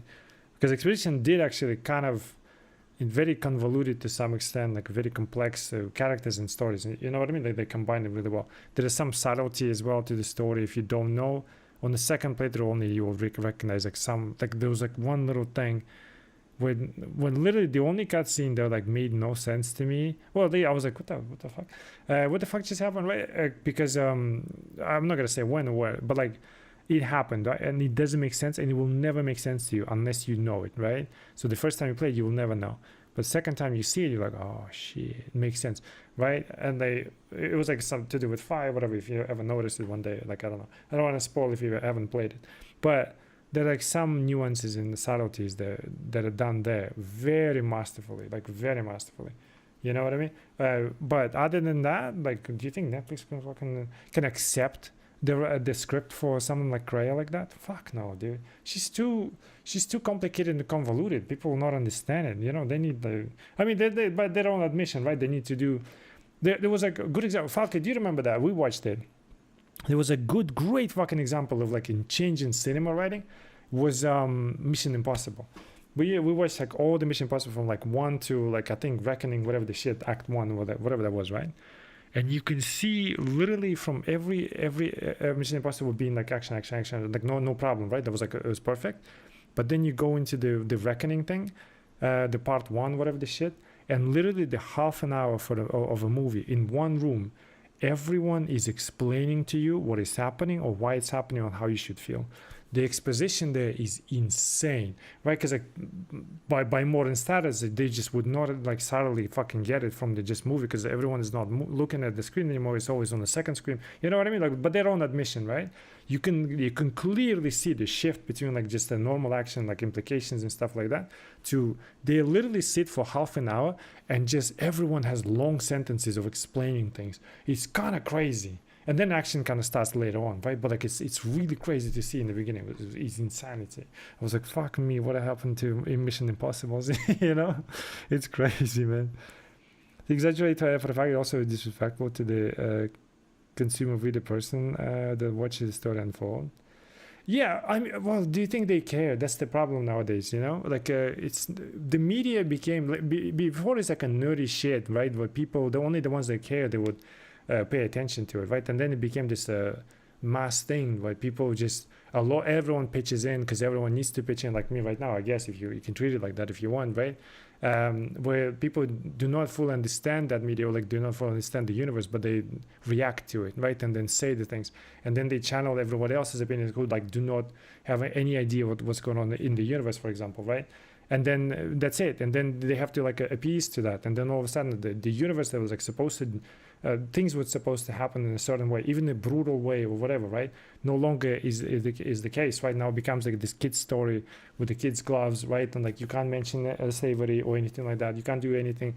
You know what I mean? Like little things like that. Or the heroes that, because you like them, they survive all of a sudden, right? When in the past they wouldn't. I mean, Game of Thrones, look at that, right? To some extent, where characters would die because it's just how the world was, right? You are cool. We always wondered, like, when kings go to battles, right? What if he just fucking dies right there, right now, right? But like, in some movies, he's just fucking the most heroic character in the world, you know? Stuff like that, right? And they would die, and it would happen. But then after that, what happened? You can see the full Disney stories and shit, right? Where the characters just be forever invincible, and just no matter what, they will just be alive and be happy and be heroic. You know what I mean? Smartphone views, to some extent, yeah. It's not like to necessarily fault every single fucking writer or whatever, right? But like, we shifted everything, right? Like the whole like the patches also kind of shifted the quality of the game, right? Because we can patch it later and stuff like that. Just give us money now, type thing, right? And, like the chase for money, the whole mass appeal thingy, and also the fucking brain rot that is short form content. You know what I mean? So it's like a combination of things. But it did happen. We'll never see someone like Freya. Well, except like exception is obviously there's an exception. Expedition 33 is like pretty much embodiment of what like KOTOR 2 writing, because KOTOR 2 writing is incredible. Like just they kind of like interconnected into the gameplay, everything, like literally everything, like how you level up, why you level up as the most powerful Jedi, like kind of like most powerful, but one of the most powerful Jedis, like why you level up again, like things like that, right? Like the whole story, the Kreia is pretty much like perfect, right? Like she's an imperfect being and how she does things, you can see that, but like overall, like she's perfectly fucking done from every angle. You can see her flaws, you can see her like power and everything, and there is so much more depth in just like, if you just first playthrough will be like shallow to some extent, right? Like you won't pick up subtleties and stuff like that until you fully start like going deep into it, right? Especially like I said, in this, the first time you play you won't notice, but only the second time you'll notice. Same thing as the Expedition, where once you start thinking like, oh, she can't have force, like the exile cannot have force, how the fuck are we a Jedi in the first place, right? And then in the beginning of the game when you first level up, there's a cutscene like, I'm feeling something, right? She says the line, I forgot what it is, and we can replay it just to take a look, but she says the line where like, if you know, you'll notice it, you know what I mean? Like, oh shit. So like things like that, nowadays writing it would be an exception, rather than like, oh, it was a normal thing. Like BioWare is like the KOTOR 1 writing is also pretty good, right? So they were just going like banger after banger after banger. I mean, it's done by Obsidian, technically not BioWare, but they've done Dragon Age Origins, right? The writing there is fantastic, right? The whole story feels really epic. That is the Origins. The Mass Effect 1 is like, well, some people like it. I mean, I like it. I don't mind it, but I wouldn't call it like super epic or anything like that. It's just a typical story. It's well done, Nowadays, do we have something like that? Fuck no, right? Even the fucking this recent story we've done, like it's pretty decent overall as a structure, but my god, does it have flaws, bro? Like it's simplified to an extent that it's just kind of scary, Like holy shit. I think we supposedly said it on the podcast, bluntly as well. Netflix wants us to do this, the Expedition. Yeah, I mean it's understandable, right? They basically, we move from we try be risky and make something good to we gotta do it safe or we get fired. You know what I mean? So many like it's the same thing as like so many companies started opening up, right? And everyone is competing with each other. Gaming industry, like look how competitive it became, right? Look how expensive it became. So if you go in like a expensive, risky project that you never tried, but you feel strongly about it, but you just don't know. Right, the public is very volatile. What if one day they see something like woke or whatever, and then they just start attacking everything without reason, right? Because they just think the whole thing must be woke. Like for example, it happens, right? Even though like woke shit didn't affect us a lot, but whatever. You know what I mean? You can't go on this like risky shit. So they go, what do they go with? Remakes, man. Remakes in movies, remakes of a fucking live action of something already established, remake of a game, remake of another game. Remake of another game. Wait, this genre is popping off right now. We gotta do this genre, right? You just gotta copy each other. Like nobody's risking anymore because it's just impossible, right? So same with movies. They have to go with something that works. Number one, and number two, something that people comprehend. Nobody can comprehend anymore anything. Look at the people just don't understand context anymore, right? They just one dimension react to like one word they heard and they just kind of go with it, right? Instead of like what the word was used in the context, right? So. It's understandable to some extent, but it's also scary for like shit for a media to, especially us, consumers of the media, to kind of enjoy it. Like it's impossible. So it's very rare you'll find something that is well written, that is complex and fun. The Old Republic 2. Now, yes, Revan is a fundamental character to this story entirely, perhaps even more so. But they completely forgot about the importance of what Kreia had established. That is crazy, through the yes. teachings of the Jedi Order. The Jedi Order that she left behind when she went to search for Revan was an extension of Kreia's teachings. But just like that, the Jedi exile up and becomes another stereotypical Jedi dog. And it's just like the entire story of Knights of the Old Republic 2 and the events that they were left with at the end of the game just became irrelevant. However, of course, I have to be aware that the Jedi Order do end up becoming dogmatic in their views again thousands of years down the line with George Lucas's stories. But there was absolutely no nuance in the stories post Knights of the Old Republic 2 that showcased their steady decline to their original ways.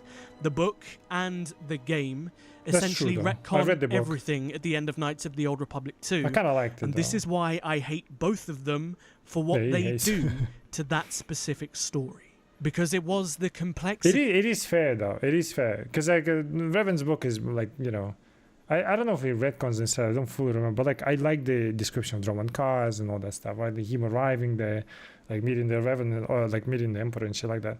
It's actually kind of fun, like reading Revan. If you played the, maybe even SWTOR, whatever. When you arrive at Roman cars, like every time I arrive there, it's because of the book. I'm like, oh, I love the Roman cars a lot. Because like before even playing it, I think, or was it after? I don't remember. But it was the description of it. I just fucking loved it in the book. Of where Knights of the Old Republic 2 left the Star Wars galaxy. It posed so many fantastic questions of the world that George Lucas had built, and most of those questions came from Kreia. And those questions were answered in a way that broadens the nuance and the intricacies of the Star Wars mythos that almost every future writer was afraid of. And so most of them were just like, you know what, this is a little bit too complex for us, so let's just go back to writing what we know. Good Jedi, bad Sith. Yeah. And what a tragedy it was to see such an incredible story like Knights of the Old Republic 2 reduced to nothing within the grander Star Wars universe. Again, even Sith are not bad. They have their just different ways of approaching and interpreting, you know what I mean, basically. Yeah, but like so it goes there we have it. There means, are Kreia's goals and motivations all summed up nicely, and hopefully this video has answered most of the questions you may have had that confused you after playing Knights of the Old Republic 2. But if there is still a question or something that confuses you about Kreia that I haven't answered in this video, then do leave a comment in the comment section below. I'm happy to answer what I can, if I can. Good video on that one. And then, what was the... I'm curious what he said. What is this video? Republic 1 is considered to be one of the best RPGs ever. Knights of the Old Republic 1 is considered to be one of the best RPGs ever made, not only just by fans, but critically too. But within the narrative of Knights of the Old Republic 1 is a very simple, quintessential hero's journey. This is very... That's why I like it more than like 2, for example, right? It's a good story overall, and it's much simpler, but it just works. You know what I mean? Like it's very simple, but it is also very awesome too. You know, like the first, or maybe it's like when you first play the game in the past, right? And you're like, oh my god, and then anytime you come back to it, you still oh my god about it. But new players will try it, be like, what is this piece of shit? It looks ugly, whatever. You know what I mean? It could be that, could be, but that first kind of like a plot twist reveal, right? Like the first impression of the RPG, that was like, it's good shit. Stays with you, you know? Much in line with traditional Star Wars storytelling, and from beginning to end you can see this within the call to adventure and things such as the revelation, and it's all capped off with an incredible plot twist that made the first game utterly memorable and completely beloved. This beloved nature then in itself extends to the character of Revan. If you go through the Star Wars fandom, you will find so many people who say that Revan is one of, or if not their favourite character of all time within the Star Wars universe. However, Knights of the Old Republic 1 doesn't actually establish Revan as a character. Everything within the game is a projection of you, the player. Of course, there is a backstory and there is a setup and an idea of who Revan is, but the Revan established throughout those 30 hours of playtime is essentially the projection that you choose Revan to be.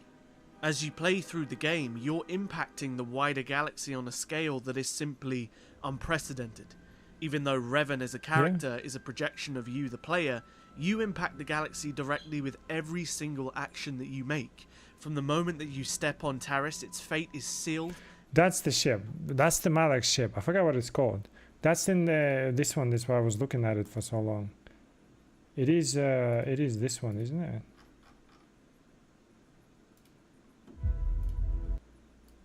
Or was it already here?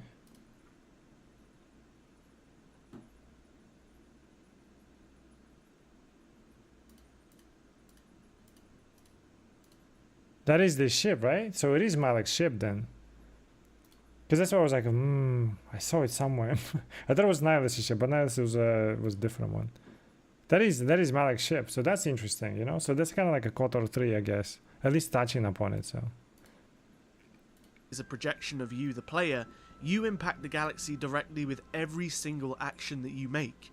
From the moment that you step on Taris, its fate is sealed and it gets destroyed.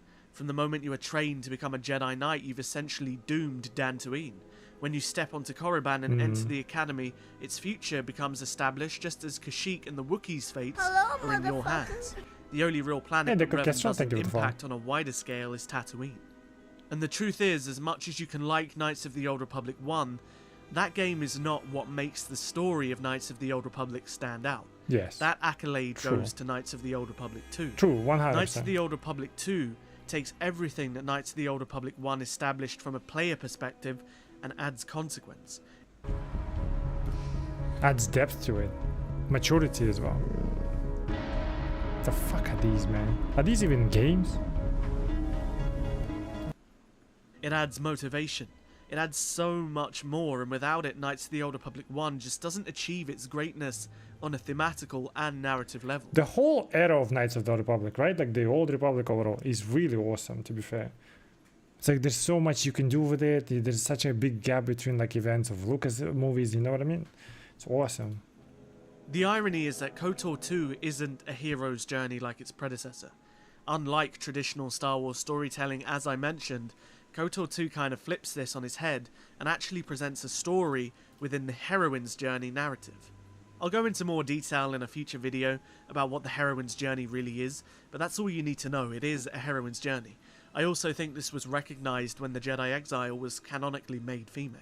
If we take a step back... It works really well female as well. Just the connection between Kreia as well.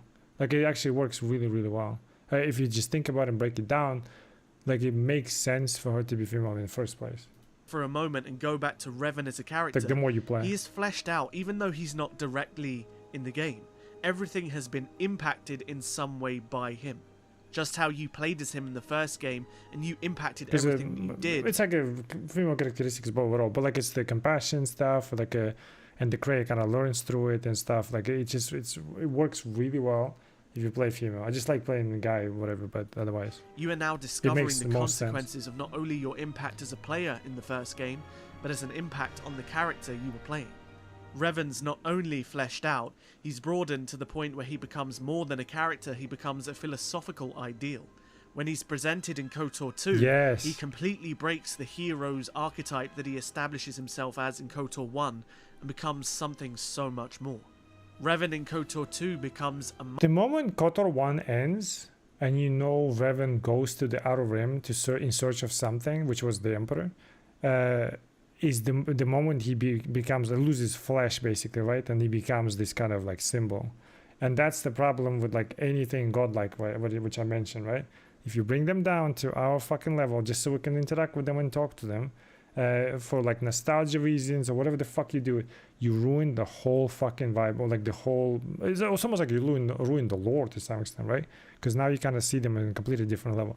Because the moment KOTOR 1 ends is when Revan perishes his physical form and becomes the symbol, which is what everyone loved. You know what I mean? When he goes into Outer Rim, like at least we know he goes into Outer Rim, and because he sensed something in the past, right? But it wasn't that. It was, you know, the Emperor basically, because he already talked to him in the past. He becomes an ideal. You see Revan through the lens of so many different people within KOTOR 2 that slowly builds up this view of a character that you never actually got to meet in the first game. This is why I sometimes find it a little bit confusing when people say that KOTOR 1 is their favourite game and Revan is their favourite character, because Revan wasn't established as a character in KOTOR 1, he was established in KOTOR 2. No, but really. Regardless, you establish him. This is where KOTOR 2 brings in the heroine's journey and does something completely different to most Star Wars stories. Not only does it present Revan as something so much... You do establish him because like the first you hear about him like bad guy Sith, but he also is established as like a crazy good general, right? Smart guy, like a leader and all that stuff. So you already have this kind of, even if you know he's Sith and you go in full light side, doesn't matter, right? You already hear about him like you know he's at least has these qualities, right? And then at some point you embody that. But which is, I think it's always fun to go like a kind of like a grayish Jedi first, but then you learn certain thing and then you go full dark side. That's a crazy good establishment of Revan, how he is, and then maybe he reverted to his ways and stuff like that. You can actually establish it. I don't know. I disagree with that, but it's a minor thing, to be fair. Grander than you actually realize, but it flips how you play the character of the Jedi Exile. Unlike Revan in the first game, you're not going through the galaxy, impacting it in a way that's going to cause mass-scale consequence. You actually go through the game experiencing the echoes left behind. Of course, within the game there are certain things that you do that do have impact, but that isn't the main narrative drive. The main narrative drive of KOTOR 2 is for you to truly see what the Force does to the universe on a human level. From the moment you arrive on Telos, you're experiencing the devastation of Revan's bombardment of the planet, or you could say Malek's. When you step foot on Nar Shaddaa, the first thing you experience is the suffering and the neglect of those that were just caught up in Revan's war. What the fuck in is almost that? every instance of KOTOR 2, you're experiencing the consequence of Revan's actions, while the game is also rooting Revan further as a character, and trying to show you that Revan isn't just black and white. He isn't just a hero as the first game wants to suggest canonically. He's not. Additionally, unlike the first game where you're impacting the galaxy, in the second game you're actually healing it. You're not causing wide-scale chaos or wide-scale repercussion. If you actually look at the meat and bones of KOTOR 2, you're just helping people on a smaller level, whether you're helping the refugees on Nar Shaddaa or helping the residents of Kunda recover from the destruction of Dantooine. Every little thing you do within Knights of the Old Republic 2 is an act of healing. So now we move on to the era of the Old Republic, and this is where my problem lies with it. I want to say initially I don't dislike the Old Republic, and I'm not here to bash the MMO. There are many things about the Old Republic that I adore, but its connection to the original franchise is not one. I agree with that. If you love the MMO, good for you. I enjoy it too. I've put many hours into that game. What I'm trying to explain in this video is how the Old Republic, and more explicitly the Revan novel, butchers everything that Knights of the Old Republic tries to present from the Jedi Exile's perspective.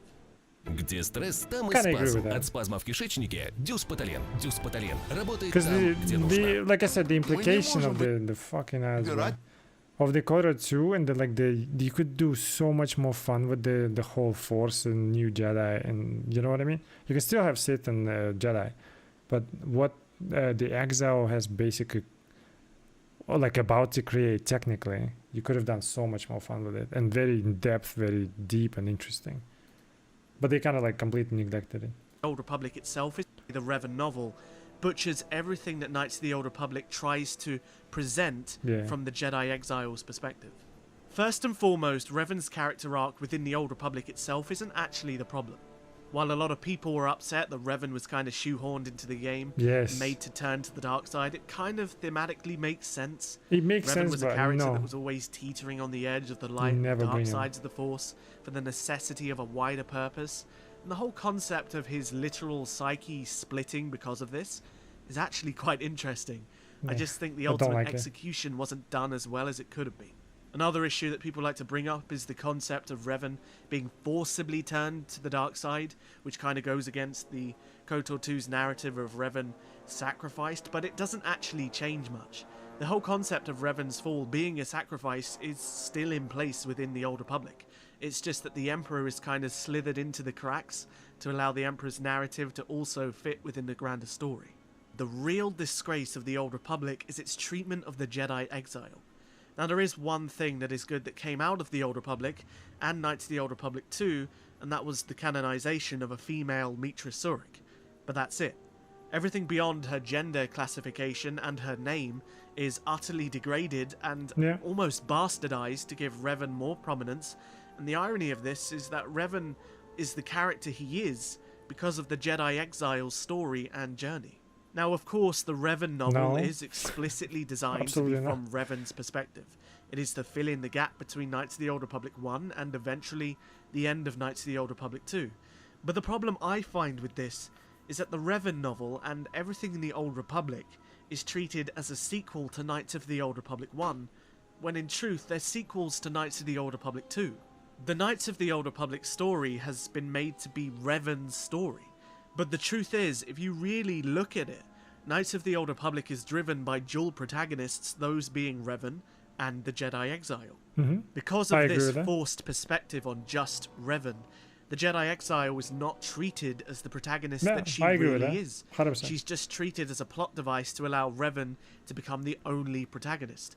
This book takes away all of the agency that makes the Jedi Exile of Knights of the Old Republic 2. I agree with that. KOTOR 2 explicitly builds up the character of the Exile as a leader, just as Revan. The Exile leads through forming bonds and through her genuine humanity.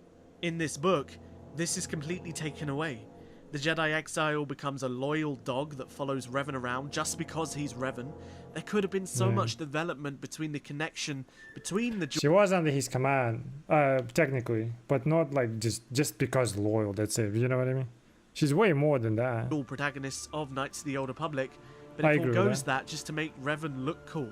Not only is Mitra's power taken away from her in a physical sense when it comes to her skills and her force abilities, it's also taken away from her in a thematical sense too. Revan is the leader, Revan is the powerful one, Revan is the hero, and just like in the Mandalorian Wars, Mitra was just... He will smoke Exile easily, alright? Like, that's how powerful Revan was. Revan was good. It's just the diminishing Exile is the problem. But he will fuck her up easily. The follower My daddy will fuck up your daddy. So not only has Mitra been underhanded, not only has she was been diminished, underpowered and turned into a character that is completely out of sync with what's established in the game, she's eventually just turned into some kind of shock factor for the plot. Killing off the Jedi Exile in this book is literally symbolism for killing your dual protagonist.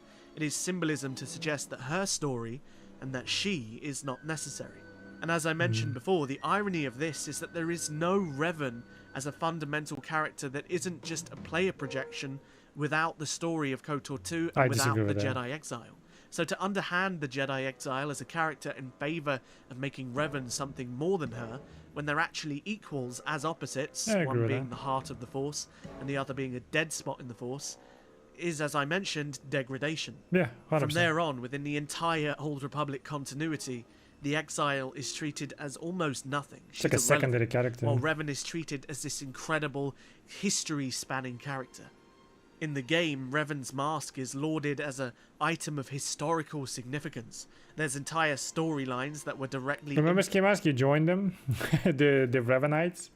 That's the Revan story and shit. Impacted by Revan's actions in the first game, such as Taris, the Starforge, the Infinite Engine, the entire Revanite subplot. Even the face of the franchise, Satil Shan, she's a homage to Revan. But Revan is only this character that people see him as because of KOTOR 2 and the Jedi Exile. Dude, I don't know where he gets this idea. Like, you literally established Revan in the first game. Like, fully established. There's literally, in second game, it's just a recap of what happened. Like, I don't know where he gets this idea that, like, without 2, Revan does not exist. This is fucking stupid. But... Revan is better than Exile, but diminishing Exile to like a secondary... Well, it's not even a secondary, it's just an NPC now at this point. He's fucking stupid as well. I think it's done deliberately because they didn't want to deal with the whole like above, you know, Sith and Jedi Force probably. Like, it's too complicated because you don't know exactly where you're going to bring it. Very possible. But that's it. Like, Revan is its own thing from game 1. There's no need... We don't need game 2 to love Revan and know who Revan was. I don't know where you got this idea from. So where is the homage to the Jedi Exile? I agree with that. The entire Jedi Order in the Old Republic has been built on the foundations of the Jedi Exile's teachings, but there's not a single reference of it. There are no That didn't happen. The entire Order built on like teachings of Exile did not happen. That's not... Well, actually, you know what, mate? I'm wrong. We killed all of them in the second game. So technically, she's the last one to... Yeah, that's true. But I think that's where they fucked up. And they didn't want to do it, I guess. It's like, oh, she's the one... Basically, the old Jedi and Sith survived because of her. Because she's technically the last one. This video explains a lot. This video, yeah, like this guy is good though. Like, I'm pretty sure there was another video of him like talking about the whole exile shit, or not having powers, or maybe or something. I don't remember. But this guy, this video explains a lot. This is the beauty of the second game, right? That he leans a lot into it. I disagree with the whole Revan thing, but the rest is on point 100%. He definitely understands the second game, the story, everything, the implications of it, right? Like it's all there. He's not wrong about literally anything except just Revan is not established through the second game. It's literally a recap. You can just choose what Revan is technically, right? You don't really see his implications, like his consequences on the game, except Malachor 5. But Malachor 5 is mostly kind of like revolved around exile anyways. They went there, they chased the Mandalorians to Malachor 5, they destroyed them all. The distraction and like the death and all that stuff caused it, right? And that's what exile felt, blah blah blah. And that's the story of 2. We go through and like all this stuff. But Revan is not established to the first game. I understand what he's saying though, because like we basically elevated Revan at the expense of exile. Do you know what I mean? It's like saying that you are shit so that I look better, right? Kind of thing. You know what I mean? Like I agree with that because exile is a very important figure. And like the KOTOR 2 story is like significantly more in depth than KOTOR 1 story, right? It's just like KOTOR 1 is just really cool. That's it, right? Like it's just cool, establishes the universe to some extent, right? And it's just cool because Revan is cool, because Revan is fucking cool. But 2 is very, very important story for the Star Wars overall, right? If you care about like if you want to make a really good, compelling universe, right? And not just like Sith and Jedi and there are no droids and that's it, right? And then whatever bullshit we created nowadays with these sequels and prequels and shit. So she's incredibly important. I completely agree with that. You know what I mean? But what I guess the book did, I didn't really notice because I don't remember that part. The book did and like what the SWTOR did, right? They basically kind of almost like neglected or like on purpose didn't even look in the direction of 2, which made it, or maybe didn't even fucking understand it, right? Because that was Obsidian's writing, right? Or like not BioWare's, even though like I don't know if they were like interconnected or whatever.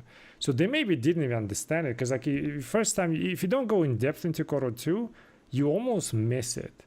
Like the all implications, all you see is like if you just play it. Especially the game, when the game came out, it was cut as well. There's like little things here and there, right? So all you will see is like, oh, I became this Jedi and I defeated Big Boss and now I go into the horizon, which is literally what happens pretty much. You just kind of like walk away into like Outer Rim, I think, or something like that. Or at least like you want to go there. With Visa Smart or whatever the things, you know what I mean? Maybe I'm the Jedi now. Yeah, like you see what I'm saying? Like so if you don't really go in depth into KOTOR 2, you will literally miss it. You'll miss the point of what KOTOR 2 was, right? You'll just be kind of like, oh, this echo and shit. I became this powerful Jedi and defeated powerful Darth and then just kind of saved the world, right? And if that's what they fucking got from that, that's on them, you know, like on the devs creating like SWTOR and like I guess the Book of Revan. Because like Book of Revan mostly like focused on him going like basically into Droman Kaz and how you met the Emperor and all that stuff, how you discovered Droman Kaz in the first place, right? That it was like during the Mandalorian Wars, blah blah blah, whatever. It's a really cool book though. It explains, it like talks about the Emperor doing the ritual. I forgot where it was. Like, you know what happened on Ziost? I don't know if it was in the book or it was you know, another event. But there is this event when like the Emperor becomes immortal again with like 1,000 souls, whatever the shit. I don't remember the exile story, to be fair, in the book, so I'm not sure. I have it somewhere, but regardless. But the SWTOR basically kind of neglected that story, right? Which I completely agree with that. And not only neglected that story and like the implications of how either Jedi or any Force user, let's put it that way, right, became. Because like whatever the exile learned and like whoever she became, right, is above the whole like balance of Sith and Jedi, shit like that, right? Like that was the whole point of Krei as well, right? She didn't want this like Force to be the dominant one, right? To be dominant over people, because like in order to balance out light or dark, you have to, you know, focus on like basically bring. If there's too much love, the Force basically implies there will always be death, right? So like you bring it out death and destruction, two worlds, so you can keep balancing this. And it's like this game, which is what like the previous video was talking about it, right? The Force, like, which is why Kreia hated Force, right? And saw it as this entity that she tried to deafen everyone from, is because if like there's too much love, let's say, right, there will be creation of like Darth Malak or Nihilus, right? What he was talking about. There will be death brought upon worlds so they can balance it out. And then when there's too much death, then like some love will pop up. But this balance will happen at the cost of like people dying, suffering, and all that shit, right? And that was the thing. And that's important, right? That's like how many times do we see it in movies or any Star Wars shit talking about it? No one talks about it, right? Like in terms of the balance and like actually going against the Force rather than a Sith, right? For example. So that's very important. But we don't have that. We have like some fucking, you just have a fleet because you had a fleet, my mind, my rules type thing. So shit like that, right? So that KOTOR 2 was incredibly important for Star Wars, and for some reason they decided to ignore it. You know what I mean? That's his grudge with it, and I totally agree with it. And the emphasis on just Revan because it was cool, but at the expense of it's not even like forgetting about, it's completely neglecting or rewriting Exile, basically reducing her to an NPC. It is crazy, and I agree with that. You know what I mean? That's what he's talking about. Within the game that stemmed from what she achieved in KOTOR 2. Where's the references to the Lost Jedi that rebuilt the Order? And then, of course, and she was the one rebuilding the Order. Because like she literally went and killed in the game, right? You go around and kill, which is where Kreia was like, I just wanted to see them fucking, well, I didn't want him to be dead. I just wanted him to be defeated. So, like, you depend, basically, like light side or dark side, you go on with it, right, and stuff. Like, then it's pretty much the same way. But the point is of, like, that's your goal in KOTOR 2, right? You go and meet Jedi and stuff, and somehow you like fight them, right? At some point, inevitably, because those were the last Jedi. So you were the last one, but you're not even a Jedi yourself, because like the Kreia was channeling through you, so you never were, right? But we have like Visas Mar, for example. You unlock Jedi powers in some of the characters, then they're not Jedi technically. You basically make the whole squad Jedi.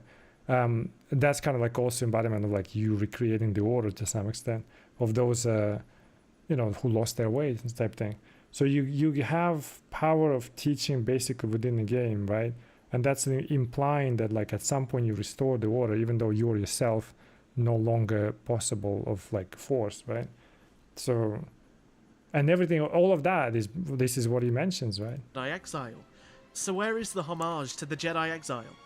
The entire Jedi Order in the Old Republic has been built on the foundations. That is true. I agree Jedi now. I was mistaken before. But there's not a single reference of it. There are no subplots within the game that stemmed from what she achieved in KOTOR 2. Where's the references to the Lost Jedi that rebuilt the Order? Yep. And then, of course, she's shoehorned in as a Force ghost to once again be a plot device for Revan's expansions, the Shadow of Revan, Revan's flashpoints, while having absolutely no impact in any of them. Yep. And she even appears at the end of the entire Emperor's story arc as a ghost who just does nothing. And then eventually you have a character who is just as, if not more important than Revan, and yet she's kind of treated as a footnote. Yeah. To quote like Darth Malak himself, at the end of the book, as the darkness took her in her final moments, she became nothing to history. Bro.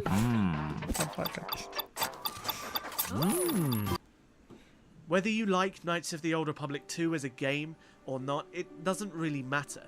You can prefer Knights of the Old Republic 1 as a game. Knights of the Old Republic 1 is probably a better game fundamentally. It's a more complete game. But what cannot be understated more complete game only because the second one came out rushed, to be fair. Like I said, I love one more.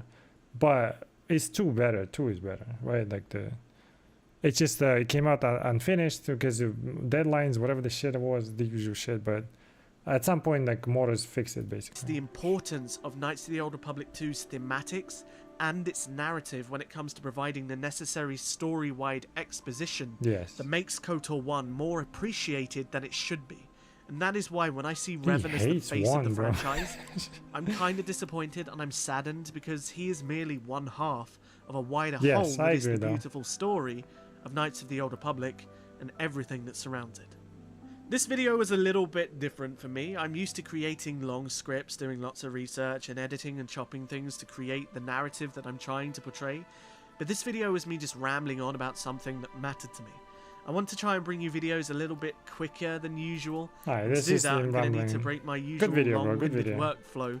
This is a good shit, right? Like that's why like the 2 is very. I mean, if you know like it's pretty cool overall. Let's see if I can bring up to.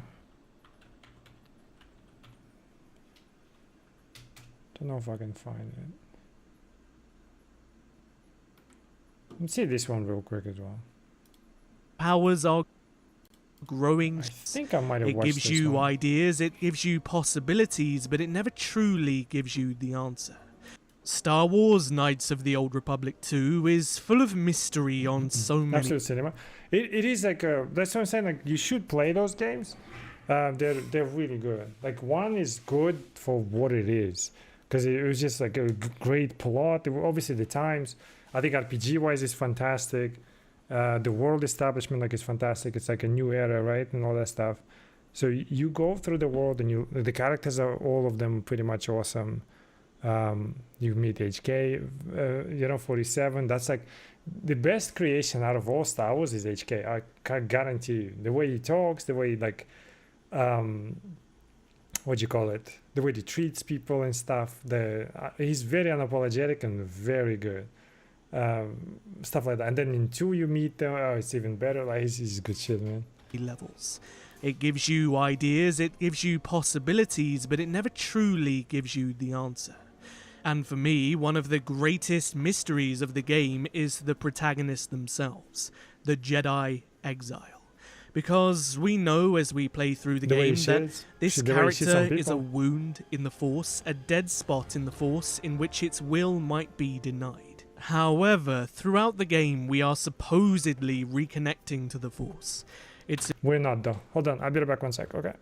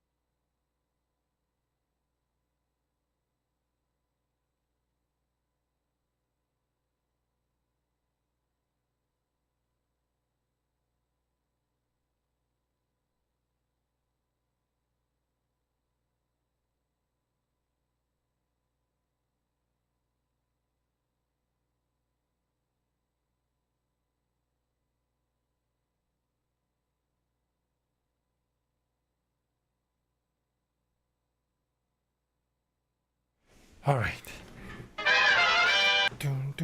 Implied by Kreia in the initial stages that she makes you feel the Force again. However, my issue is with the very first part. How can a wound in the Force, a dead spot, reconnect to the very thing that it's supposed to be the antithesis of? Yeah. But before we delve into my theory about this, let's talk about today's video sponsor. Today's video is brought to you. What could be better than making awesome collector Ruto and more to build?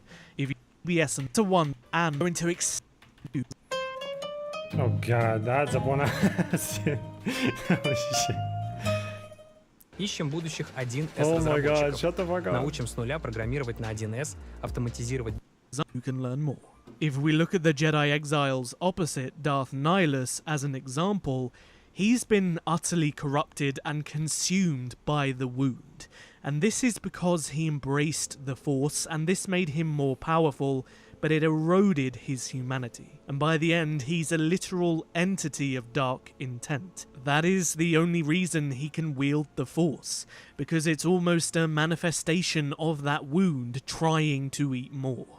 Now, there will definitely be some of you that know about this theory, however, there is probably a lot of you that have never even considered this. But what if the Jedi Exile never reconnected to the Force? What if, through the events of Knights of the Old Republic 2, you are truly disconnected from the very thing that is supposedly giving you power? Now, to some of you, this might not make any sense. It does. If we aren't connected to the Force in the game, then how are we using Force Storm? How are we using Force Choke and Force Heal? It just wouldn't add up, would it? And not only that, but so many times throughout the game, it's mentioned that you've regained your connection and that your Force powers are growing stronger. So again, it would be a little bit... Also, don't you regain by talking to her? I think you do, right? Then she teaches you maybe the techniques or whatever. Silly to hypothesize that the Exile never felt the Force throughout the game. But this is where Kreia steps in. Now, the game implies that a bond is created between you and Kreia, and through this bond it's theorized that the Exile began to hear the Force again. And if she can hear the Force again, then she can reconnect to it and allow her to slowly gain her strength back. But what if I would suggest to you that this is a misconception? If we pay attention to the discussion between Kreia and the Exile about this bond, the game says that what's actually been created is a Force chain. And through this Force chain, a Force vergence is created. Now, a vergence in the Force, if you're not aware, is a concentrated area where the Force flows freely, and at times it amplifies the Force connection of others surrounding it. But if we were to consider for a moment, how exactly could the Exile be the epicenter of a Force vergence, an area where the Force flows freely, while simultaneously being a wound in the Force? These two things are the opposite of each other. One amplifies the Force around it and allows it to flow most freely, while the other consumes it. This Force chain that I mentioned is going to be really important to this theory, so bear with me here. We know that Kreia was stripped of the Force by Darth Nihilus, but on the flip side, we know for some unknown reason that this didn't work fully, because we know that when the Force is stripped from a being in such a way, it dies. And this is a topic for a whole nother video, but we know that Kreia at the least had an element of the Force still within her. She could still feel it, and she could still use it to some extent, but she was exceptionally weak as shown in the cinematic. And we also know this because at the beginning of the game, she's a low level, she's not able to use any of the powerful abilities, and she doesn't have much in the way of a Force connection. But we know that Kreia knows about wounds in the Force very, very extensively because of Darth Nihilus and Malachor 5. And what better way would there be than to utilize a wound in the Force to regain your own strength by creating a Force vergence in yourself? The bond between the Exile and Kreia is not a bond. It is exactly what the game says it is, a chain. And when you chain something, it's not willing, unlike a bond, it's often forced. We know very well that Kreia is a manipulator and a liar. We also know that she's exceptionally clever, and her knowledge of the dark side and the Force itself is very, very vast. And another interesting thing that we know about Kreia is that she manipulates people's minds through the Force. She tricks people into not being able to see her. She forces imagery and thoughts into people's heads, as we see when she does that to Atton. So what if, at the beginning of the game, she forces an artificial connection into the mind of the Jedi Exile, tricking the Exile into thinking that she can feel the Force again, but all she is actually feeling is the slight connection that Kreia feels. There is a line that Kreia says at the beginning of the game where she insinuates that maybe the Exile is hearing the Force directly through Kreia. Our link may have had other consequences. Perhaps you can hear the Force again, distantly through me. If so, then there is hope. I may be... She says something in the beginning. Dude, I want to start the game just to find that line, because it's like very close. You just need to level up once. Like she says something, once you know about this, you try it, you're like, oh shit. Able to teach you, train you to feel the Force again. And if you will not allow me to help you, then other Jedi must train you, or undo the damage they have done. And what if she's actually telling you the truth? The Jedi exile is not feeling the Force, or has been reconnected to the Force. Kreia is simply making her think that she has. Now this is where the Force chain that I mentioned earlier comes into play, as well as the Force Virgin.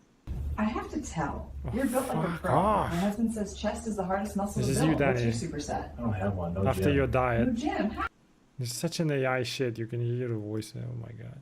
What if the Force Vergence is actually inside of Kreia, and the Force Wound is inside of the Exile, and the chain is bridging the two, allowing the Force that is consumed unconsciously by the Jedi Exile to run through the chain and into the Force Vergence of Kreia, where it flows freely. And this would explain why she is also gaining strength, why she is leveling up in the Force, because she's using the Exile's wound to consume the Force and amplify... When you level up, the power goes to her, just like, basically. ...by her own strength. And as we mentioned, because Kreia is tricking the Exile into believing she can feel the Force again, this gradual increase of strength is making the Exile believe that her own strength is increasing too, because Kreia, through the chain, which we know connects them, allows them to share powers, and is giving her the artificial ability to use the Force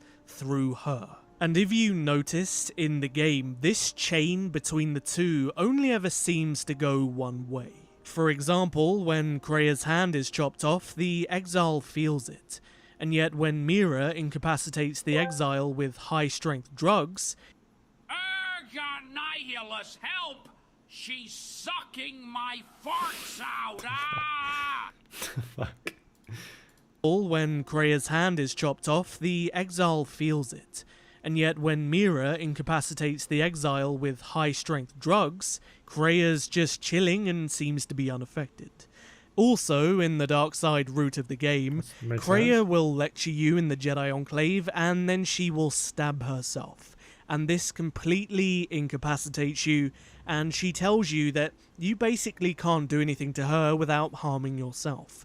And yet, when you attack her on Malachor 5, and you cut off the other hand, conveniently you don't feel it. It's almost as if somebody is in control of this bond. And that certainly isn't the Jedi Exile. And if Kreia can create a Force chain so powerful that it tricks the Exile's mind into feeling that kind of pain, what's to say she can't trick her into thinking she can feel the Force through that same chain? And this theory is... Because she's like a black hole. She can't use Force. So like if you using Force in the game, actually kind of doesn't make sense the more you find out about yourself. So this actually makes sense. It's actually suggesting that the game is tricking you as much as Kreia is tricking the Exile. That's why she levels up as well. Because it's making you think that you're consuming the Force around you that's making you stronger, when in actuality you're consuming the Force, but it's making Kreia stronger. Now, when it comes to the bonding with the companions, that is a little bit more difficult to explain in regard to this theory, because to bond with others, you would need that connection to the Force to do so.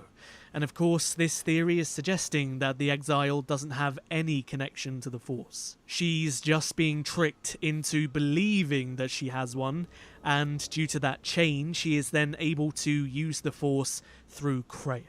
But I guess the easiest explanation here is that the wound in the Force is just drawing people in, because we know that the wound is there regardless of whether or not the Jedi Exile can feel the Force or not. But I will admit, with this theory, explaining the Force bond and the way the companions are getting stronger is the thing that does kind of put a dampener on it. And yeah, I could find a way to explain that, but it would be a bit of a stretch. The only logical explanation I could give there is that due to the vergence within Kreia, this is amplifying the connection to the Force of those in the party, thus increasing their strength too. And of course, the exile still has the knowledge to train them. And another interesting idea is the way the exile is learning things so quickly is because Kreia already knows them. And so, as Kreia's strength is increasing and her ability to use these skills is returning, the exile is just having that knowledge pushed into her mind through Kreia, instead of the people that she's supposedly learning it from, like the Jedi Masters, for example, or Visas Ma. But like I said, this is a little bit of a stretch, and it's the hardest area of this theory to explain. But of course, as we move on, the question is then this. By the end of the game, when Kreia dies, why is the exile still connected to the Force? Well, that's because by the end of the game, the wound has been healed. Now, I've spoken about this many times, but one of the core themes of the game is healing. Atton is doing the same thing that was Lana doing today in the story. But what are these, man? Are these even games? Despite her many flaws of the game is healing. Kreia, despite her many flaws, is taking you on a journey of healing. That's a true, journey though. of confronting your own demons and the tragedies of your past and helping to heal you. Now, we know that the wound existed because of all the suffering that the exile felt through the bonds that she formed. And yet, at the conclusion of Knights of the Old Republic 2, the wound of Malachor 5 is closed, the wound of Darth Nihilus is closed, and the exile has confronted each individual trauma of her past. From the Battle of Duxon, the tomb of Ludo Kresh, Atris, and of course Malachor itself. And that's not even considering all of the echoes of suffering that she is snuffing out as she is healing all of these planets that she's visiting during the journey. And through that self-determination, the Jedi exile has come to terms with all of that suffering. And in a way, she kind of lets go of it by the end of the game. So when the Master dies, despite being tricked into feeling the Force all this time, because the wound and the trauma has finally been healed, she's actually able to then reconnect to the Force. And what I think gives this theory a little bit more fuel to the fire, let's say, is actually what Kreia says at the end. It was a mistake to try to make you feel it again, I see that now. There is no truth in the Force. Now, interestingly, she doesn't actually say it was a mistake to reconnect you to the Force. Make you feel it. It was a very specifically worded statement in which she says it was a mistake to make you feel the Force again. There is an interesting distinction there in the usage of language. And remember how I spoke about earlier the difference between a bond and a chain. A bond in regards to a connection between two people. Through victory. Oh, a chain is a broken. You know, but that's a different. It's irrelevant to thing. People is something that occurs naturally. A chain, on the other hand, is something that occurs with a kind of intent. And when Kreia uses language like make you feel the Force again, that leads me to believe it's a lot more of a Force chain that she created than a Force bond that just occurred between the two. But why would Kreia believe that it was a mistake to make the exile feel the Force again? She reconnected by herself. Well, that's because Kreia didn't understand why the Jedi exile disconnected from the Force in the first place. Because she was afraid. It was the most human of decisions. She was scared. And it's by the game's conclusion she realizes that the exile's inner strength was enough as is to heal that wound and confront those demons, regardless of the Force. But at the end of the day, there was no regrets for Kreia, because all of this still fit within her grand plan for the exile. Because the exile was still a wound, because Kreia was now stronger, the exile thought she was stronger too. And she still is the antithesis of Nihilus, and so she's able to kill him. And additionally, this was a win-win for Kreia either way, Because if the exile fails, Kreia goes back to plan A to destroy the Force. She uses the wound within the exile and kills her in the heart of Malachor and presumably deafens the Force. But if the exile's strength of character shines through and she learns through Kreia to be the best version of herself without relying on the Force and confronting her demons and healing that wound, then she can go on to rebuild the Jedi, but through a different lens and restore her connection to the Force in the process, which is what she does. But there is also another interesting thing to consider in regard to... So canonically you want to play light side. Either side you want color 1, maybe 2, or maybe like dark side if you want, but canonically the second one you want to play light side. This theory. And that is the interaction with Chodo Habat on Telos. He is a lot more aware of what's going on than we realize, because Chodo realizes that the exile is in need of healing, and it's essentially insinuated by the Ithorians that by healing Telos, you might heal a piece of yourself. But for some unknown reason, Kreia is strangely opposed to this. Your speech is filled with maybes and perhaps. You are bold to make promises of healing, while the world under your care burns and dies. You may be able to help, but there is always a price, is there not? Consider carefully. You have already begun to heal, to feel the Force again. If so, then the offer is worthless. Healing a dead planet is one thing, Chodo Habat, and healing a Jedi severed from the Force is quite another. You speak well enough, Chodo Habat, but perhaps you see all this as your chance to exert your own hold over others. I do not approve of this alliance we have formed with Chodo Habat and his Ithorians. Habat has an agenda, and he hopes to tie you into it to use you to his own ends. So cool. Now remember, this occurs very, very early on in the game, and she essentially tries to tell you not to believe Chodo. But why would she do this? Because you're at the very beginning of your journey. Kreia is concerned that the process of healing that wound might just come too quickly, and she will not be able to gain enough power through you to achieve the things that she's wanting to achieve. Kreia needs two things to happen. She needs the exile to go on a long journey of self-discovery, but at the same time she needs the exile to kill her enemies, bring the Jedi together, expose Atris, and destroy the Sith. And also possibly destroy the Force if things go wrong. And if Chodo is able to heal the Jedi exile from that wound, which we ultimately know he couldn't really do to any great extent, then it would run completely counterintuitively to what Kreia... Motherfucker! Jesus, bro. ...intended for the exile in regard to that Force chain. Now, the last thing that I want to bring to your attention regarding this theory is Malachor 5 itself. Now, if I remember well enough, Malachor as a planet has no impact on you.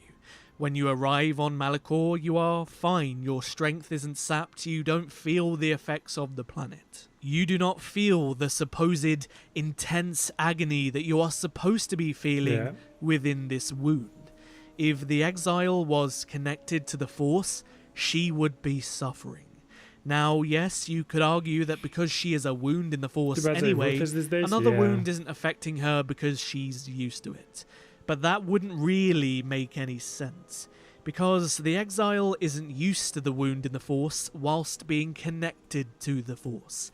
In fact, the reason she disconnected from the Force in the first place was because while being connected to the Force and connected to so many other people while having that wound would have killed her. So at this point, if she was connected to the Force while being in the epicenter of all of this suffering, she should have felt it. Yep. Especially a canon exile who is on the light, because this place in regard to the dark side is terribly powerful. And yet, there is no mention of how it's affecting her. There is no in-game mechanic where your connection to the Force has been drained or dampened, or your health has been drained, and there's no negative effect on any of your combat dice rolls, for example. And Malachor 5 is described as this. There is a world on the outer rim surrounded by mass shadows. Past the graveyard of Mandalorian warships, this planet suffers. Crushed in gravity's fist, to walk on its surface is to feel it crushing every cell of your being. It is like being buried alive, until it seems you will never breathe again. Kreia also says, there is a place in the galaxy where the dark side of the Force runs strong. It is something of the Sith, but it was fueled by war. It corrupts all that walks on its surface, drowns them in the power of the dark side.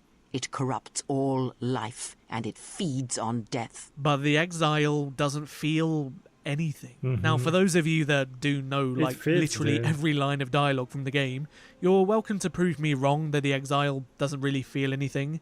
I don't recall any moment where it's suggested that she's suffering due to Malachor's effects. No. In fact, the only time I think it's ever suggested that she felt anything was in the Revan novel, where she kind of compares it to Nathema, which in itself was nonsensical and stupid writing, but alas. Now, of course, do I believe in this theory wholeheartedly? No. But at the end of the day, it's just a theory. A Knights of the Old Republic theory. It explains everything. I can't believe I had the opportunity to use that joke 2 videos in a row now. Anyway, I just thought this whole concept would make for an interesting and entertaining video. And with that, I want to know what you think about... Alright. I do believe it. I think... Ooh. This is Malak's ship, by the way. Now we know for sure.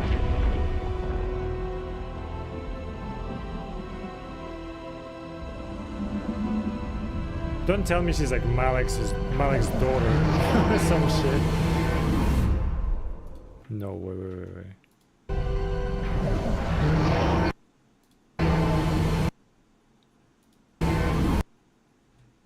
Bitch! Oh, look, that looks cool as fuck.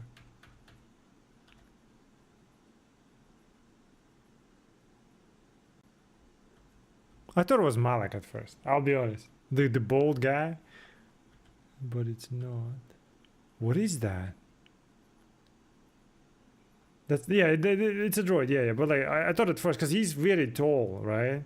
So I thought it was like, maybe she goes like, Dad? But he's very tall, right? But it's not him. Because he's dead. But, you know, it's been thousands of years. Or hundreds of years. Who the fuck is that then?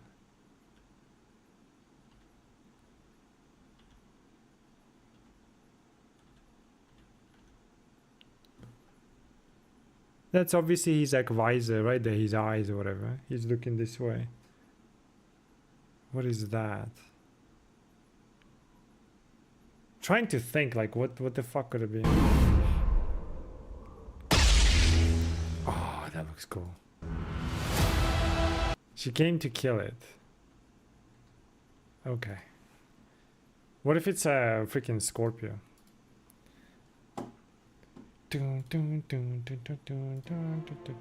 Now you understand pretty much fully what KOTOR 2 is, implications, and how good it is, and how good Revan is, and all this stuff, and how some people don't like Revan or whatever. That motherfucker is a hater.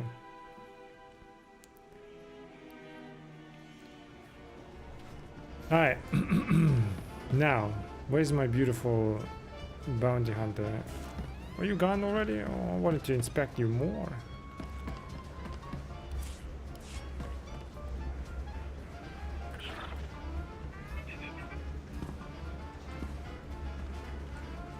Hey, you got any seats over here?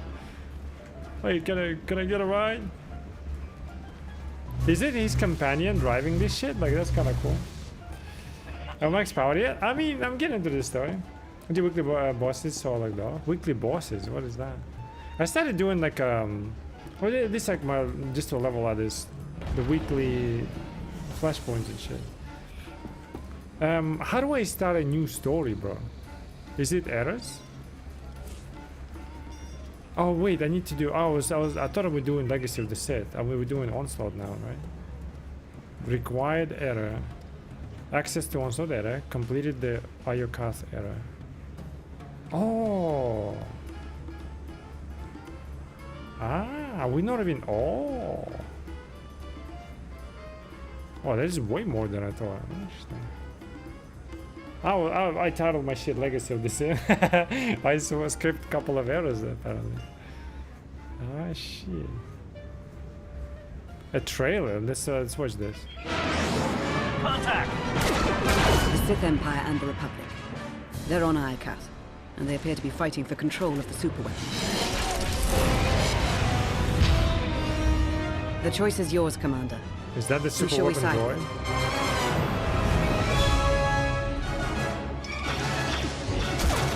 This isn't a weapon. It's the apocalypse. Is this the guy we see in the trailer of the Fate of the Republic? Alright, I'm down. Commander, you're needed in the Alliance war room for a status update. Launch me there.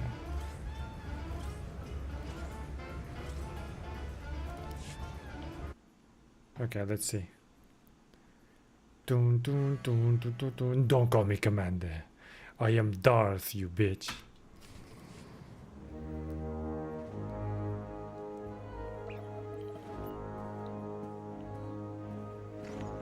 Hey, we were talking to... Can I have a number?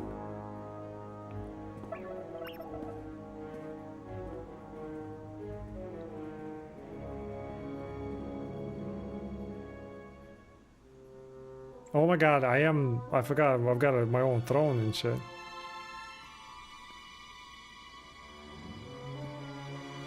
I said I want pizza with pineapple on it.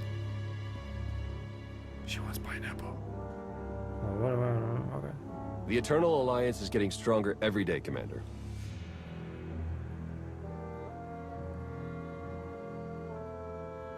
Worlds across the galaxy have sent us tribute, and everyone respects your authority as Empress. Well, almost everyone. There's another rebellion on Zakul. What are your orders? Destroy them. Deliver a warning. The rebels will have second thoughts once they're living in the shadow of my eternal fleet. Consider them scared straight. You're Looking and holding driving? Okay, drive safe, man. What's the status of our mission to Iokath? I was saving the best for last. Lana should be closing in on the superweapon right about now.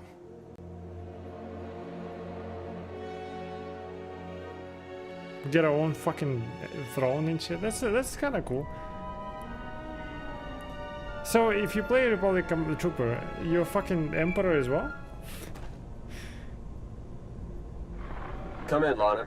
How's the radiation sickness treating you? It's nothing I can't handle. Isn't that right, C6?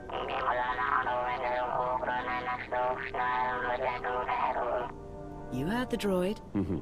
Lana equals full of herself. Focus on the mission. Have you found the superweapon, Lana? According to the intel we received, it should be just up ahead. Stand by.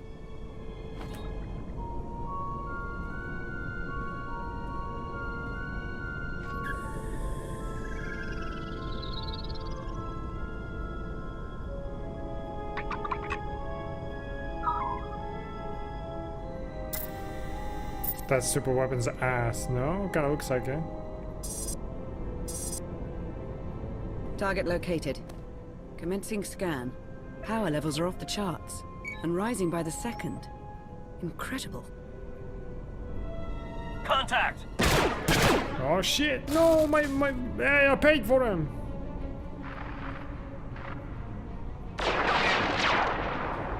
Lana, what's happening? I've got company. That I'm casually checking out. What's the Republic doing here? Why are you blind?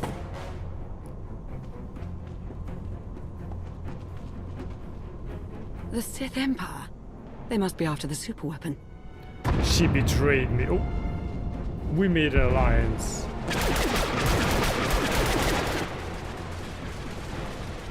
Get Lana back online. Hurry. Working on it. Where's Empress Cecina? We made a pact. She dies. Don't worry, I lost them. Lost who? The Sith Empire and the Republic. They're on Iokath, and they appear to be fighting for control of the superweapon. That super weapon is mine. This can't be a coincidence. Iokath is massive. There's no way we all happened to find the super weapon at the exact same time. Yeah. Agreed. The timing is just too perfect. So it's fate, chance, or plain old bad luck. Either way, we've got a super weapon to deal with. According to my scans, it's more powerful than anything we've ever encountered. More powerful than the Eternal Throne? Quite possibly. If the Republic or Empire claim it, they would usurp the Eternal Alliance as the dominant power in the galaxy. The fallout would be catastrophic.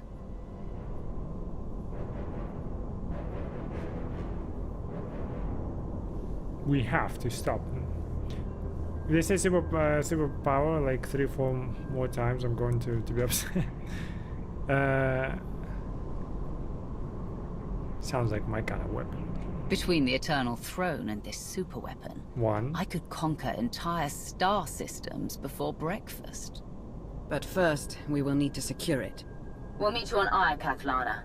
Head for the fleet spire and start clearing a landing zone. Understood. I'll see you soon. Ships of the Eternal Fleet, converge on Iokath immediately like and await my orders. Map from Batman. We have a war to win.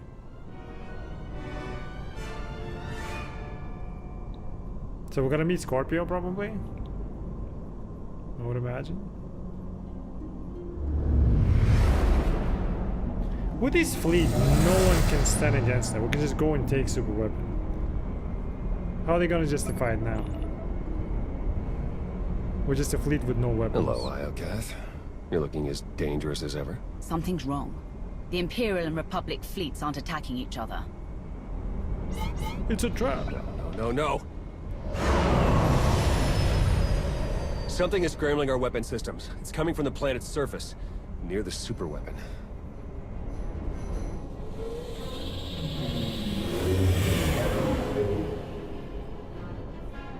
This too? The Eternal Fleet's offline, Commander. They can't help us. Try to contact Scorpio. Then we improvise. Tell the Gemini captains to find a workaround. In the meantime, we'll head to the surface and establish a landing zone. Good call. If there's any way to help our fleet, we'll find it on Iokath. I don't mind the setup. It's a bit too convenient that they showed up at the same time, though.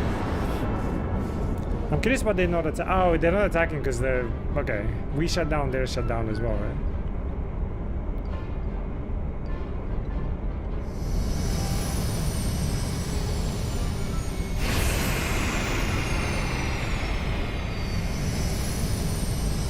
Imperial agent is sitting on the throne? Actually, it would be quite interesting, you know? Always in service of the Empire. Finally, I get to rule myself.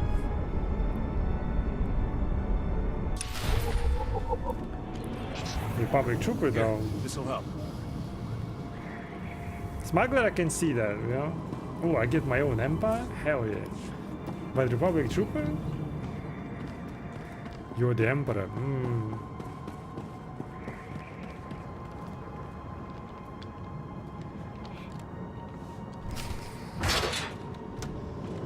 Defeat the Scour Swarm Coordinator. Hey, bitch! Hiya! You better put us in the position of power. Oh, hell yeah. What position would you like? Imperial Dick Sucker. How about that? I like that.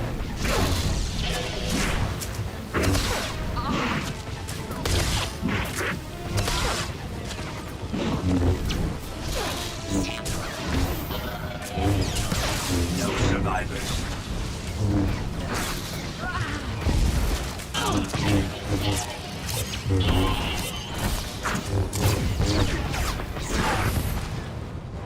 Lana, we've landed on Iokath. That would be cool, though. Meet me at these In charge of the army of femboys. Clear the area. We need the fleet spire safe before we make camp here. You would ally with that Empress Assassino, right?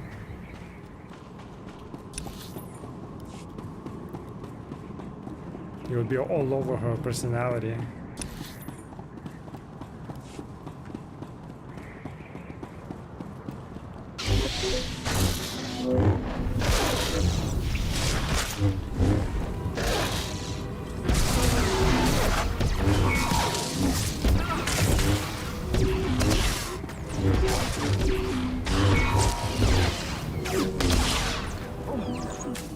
How dare you attack me? I am the Empress!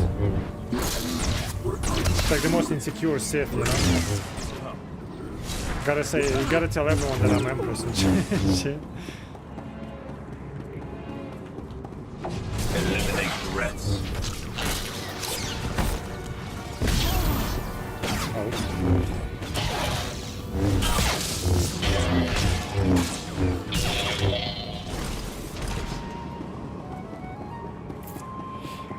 You need my office to be in a cantina? Converge. Destroy. Well, I mean, set it up in the Hooters or something, right?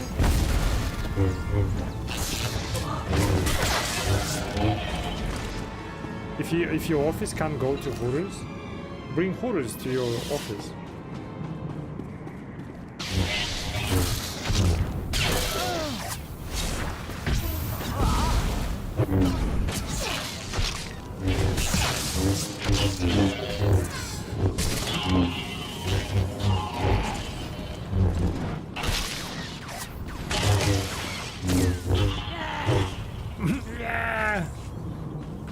What are you? Die, motherfucker.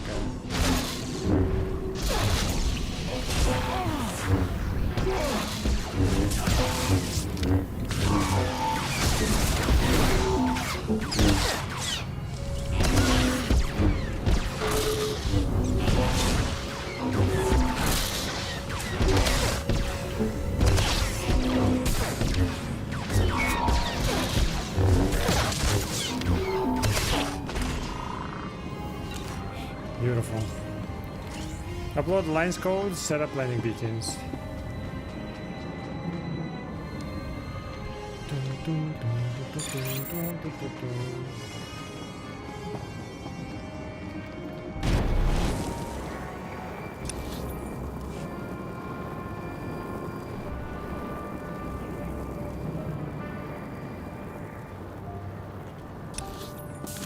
Played a tank recently, like yesterday.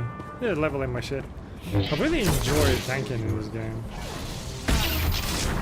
Especially the trooper / bounty hunter. Like I like it a lot.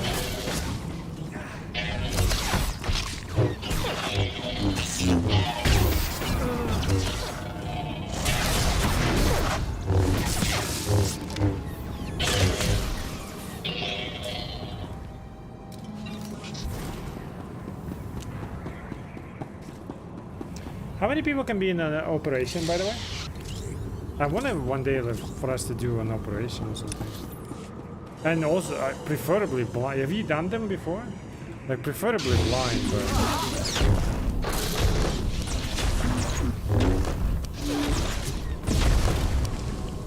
But if you know, you can just kind of, you know, keep quiet, I guess.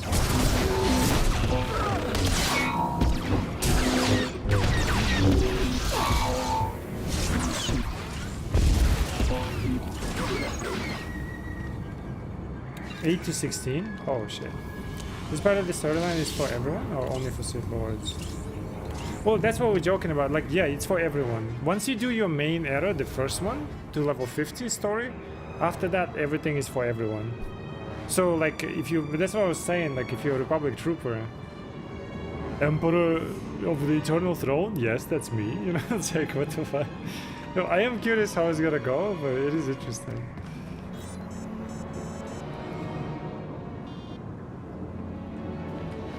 That's what I was saying, like the Imperial Agent would be quite interesting as well, because you've been like in service of agency, so of the Empire, right?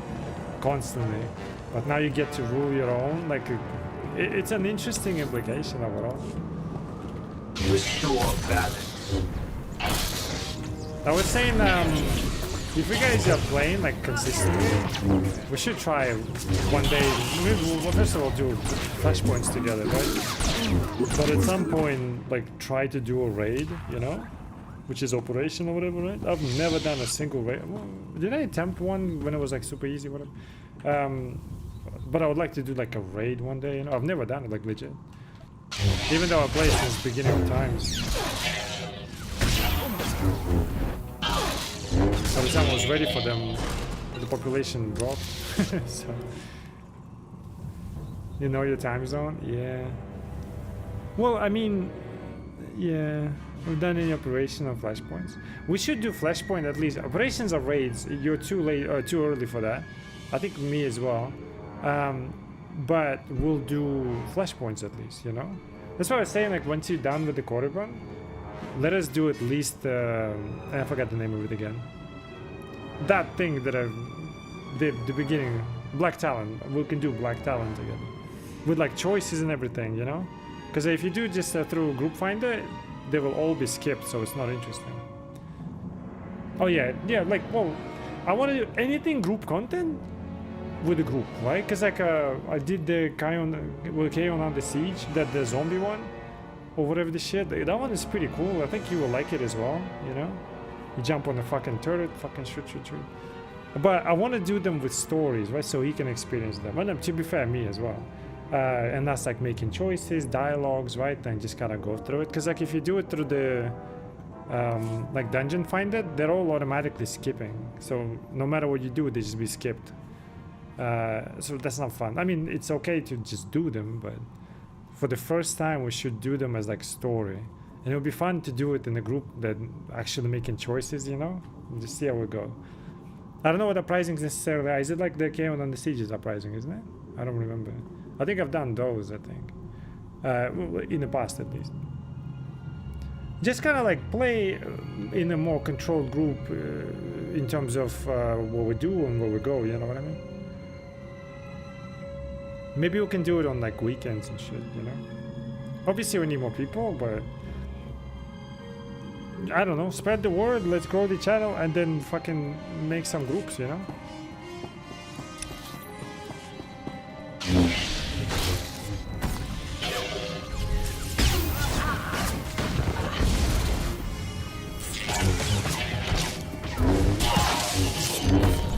Like master difficulty is, you know, is doable, right? Like it's difficult enough.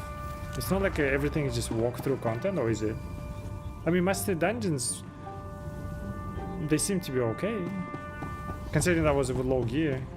Impurities detected.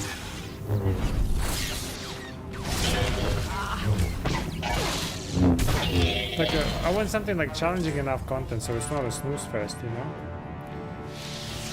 Now for the weekends fits better with the time zones. Yeah, which means we'll well, at least there's nothing to do. We'll forfeit the gray zone for now, and I'll just do weekend flashpoints and shit. I mean, one day once we all get kind of strong. But that's the thing, right? We hit level 80, we can just do like veteran flashpoint, master flashpoints. We've got even uprisings over there, and then we can do operations, story operations. How do we do like super operations? I don't know. And shit like that, you know, like at least I can tank maybe. I don't know how to, like I know how to tank. I don't know the flashpoints, but we'll learn them. That's why I want control group, right? Master Ops is very different. You need comms. Oh, well that's good then. Okay, so if we can do something no comms but like difficult enough, at least for now we'll be fine, right? And then once we are like good enough, maybe we can group up and do like Master Ops. Why not? You know how I always wanted to do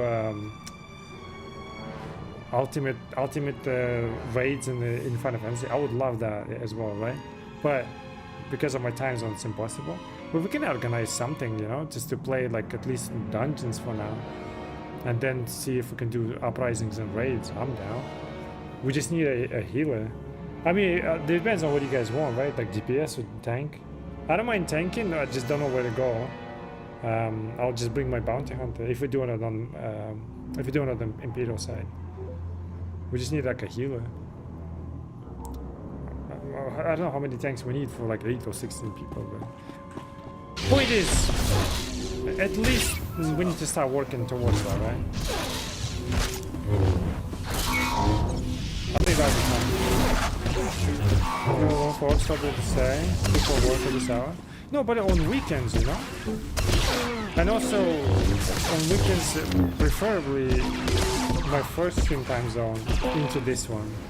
I can't sit past my second one, you know? Unfortunately. So it will have to be between my 8 AM and my 6 PM, you know what I mean? Unfortunately. I mean, you do it at the times, you guys, if you want. Obviously, fine. But that would be mine. You know?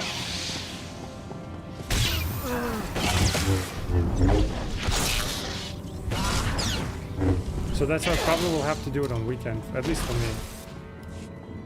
What are we collecting? Some kind of eggs? Oh, they disappeared. Ioka's power shards. Oh.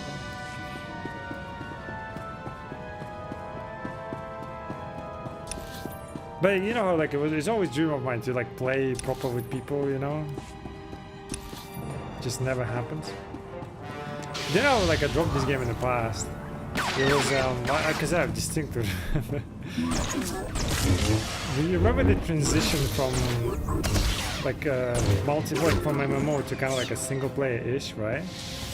And boy oh boy, I would do like a starter zone, and in between from Imperial Fleet you gotta fly to like let's say Roman cars, right?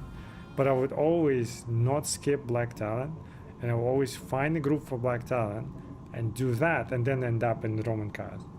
Simply for completion reasons, there's no point, right, like sitting and waiting. My character sat for like a week or in Imperial Fleet at like back then you wouldn't finish at 20, you would be like level 10, maybe 12 I think, something like that. My character would be on Imperial Fleet for like a week at level 12 waiting for group for Black Talon, but at that point game was dead, right? It was impossible to find, and I started fucking slowly dwindling away from that. But I always loved doing in the groups, right? And it was just like fun. To this day I remember it. It's fucking stupid.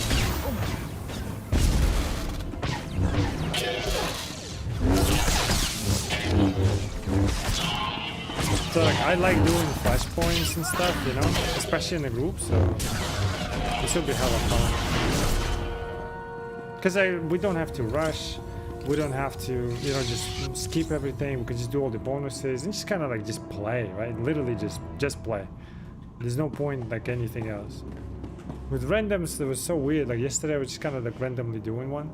There were two shadows, right? So basically, like they would skip a bunch. So they go invis and like CC somebody so we can run past. One of our guys didn't do that. So this bitch just runs forward by himself all the way to the boss. Calls our shadows, second shadow fucking doesn't see, stupid, and just literally leaves us. It's like, what a dickhead, like we're just playing the game, right? Like who gives a fuck? Motherfucker has something to prove. It's like, oh my god, dude. And then he just like, he struggles there solo on his own on the boss, like what's the point, you know? Who gives a fuck? But with the more control group, you can just kind of play, right? Do conversations, you know, make choices and stuff like that. Literally play the game. Master, let us know when you open the guild. Okay, what's up with the guild? Did you want Feet Order? Because I was thinking of names, right? I'm down for the guild, but did you want Feet Order as the fucking guild name or something?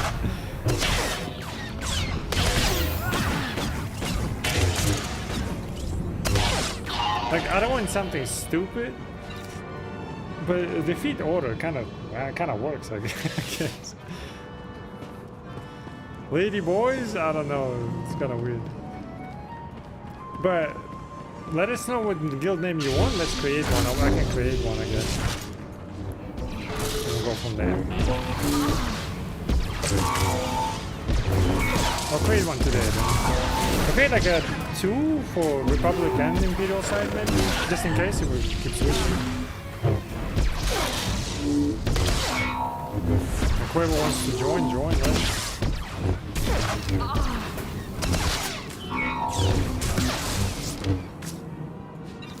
I'll think of a name, you know, something that is not too lame, you know. Run a poll so everyone gets to vote on the names. Yeah, but what names? Let's do it maybe tomorrow then. Run a poll or something. I don't know. Because the only one you suggested was either Ladyboys. I mean, Ladyboys sounds alright. Or the feed order or some shit.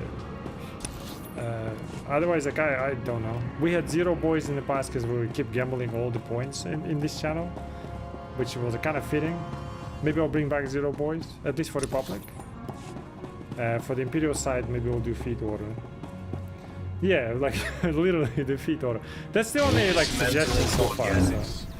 Yeah, better one. Suggest one. Will, you know, come to a consensus here. I totally don't mind.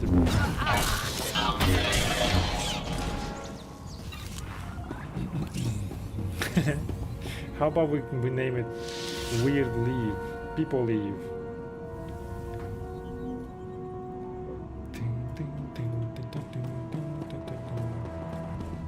Impurities detected.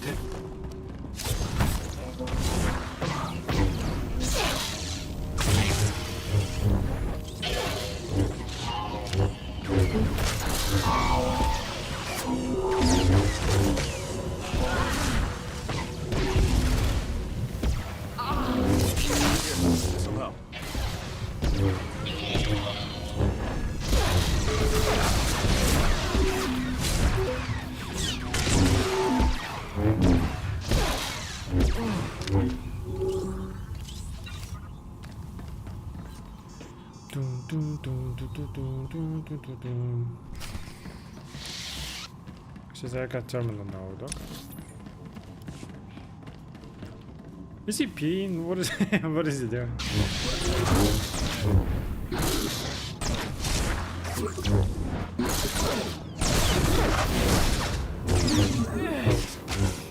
What name would you want, dude?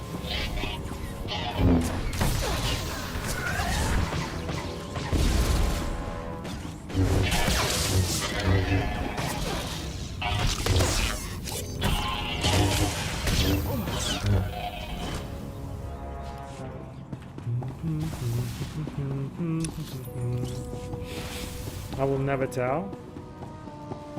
Feed order it is then.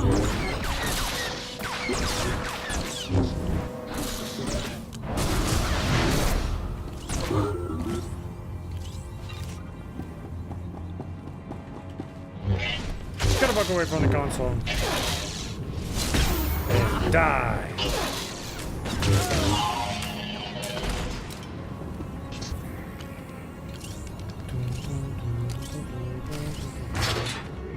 What the fuck? The whole latch was the robot? Die.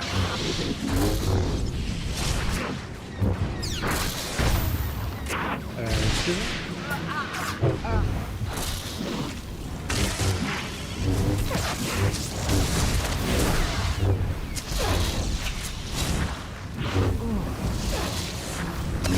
This'll help. Oh shit, okay.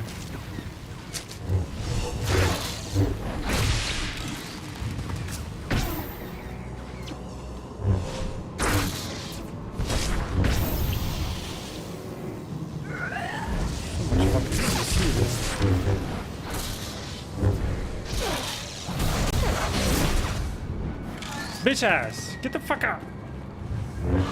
There's also this thing. What is this?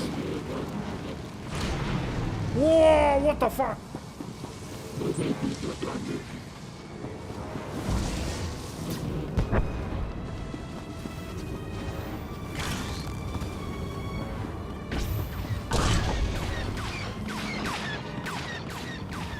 Okay, I don't know what I'm doing.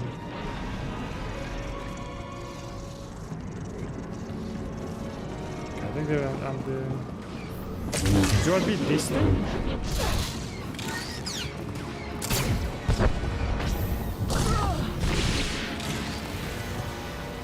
I'm being tossed around like a bitch. What the fuck? Can't take it now.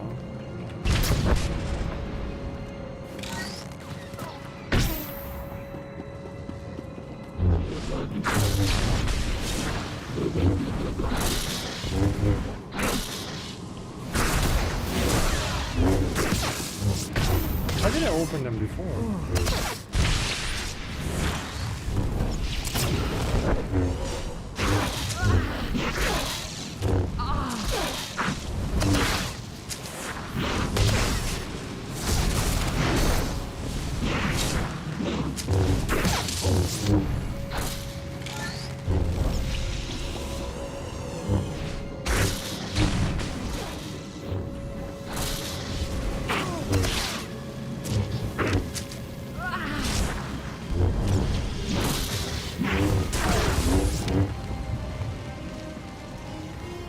Beat, motherfucker.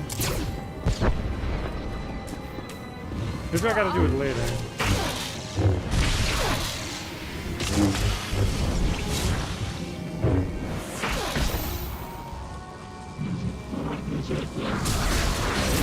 Dude, you...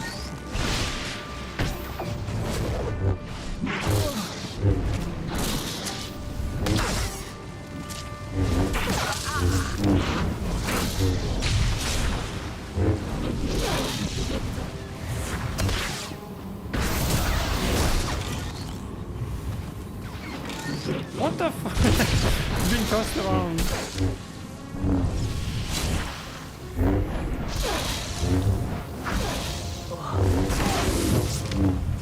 Alright, do I have the ball on me or not? It kind of shows as if I do.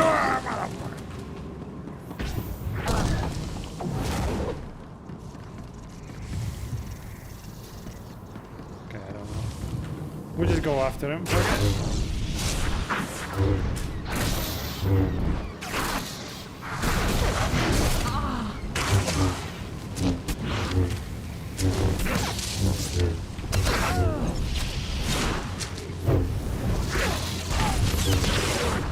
That's right, motherfucker.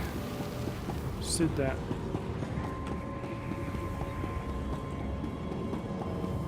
What did I need them for then? Now I can't use them. Oh.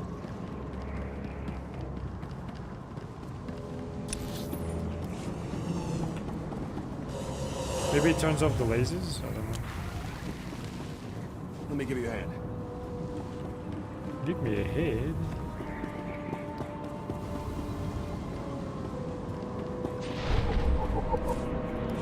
Give me a hand, I'll give you... Tinkle. Let's see what this first part of the story leads to. Do we need to call it?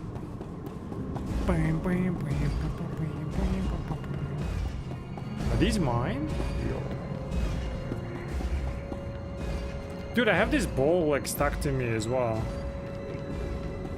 Wait, there's a player here. Oh. Does not belong to everyone? Troop deployment console. Your forces are ready for deployment. Will you support the Galactic Republic or Sith Empire in today's missions? What? Alright, we'll leave it here. I gotta go. We'll leave it here. I don't know what that was though. What the fuck? New mechanic? So the more... Okay, I'm down. Sounds interesting.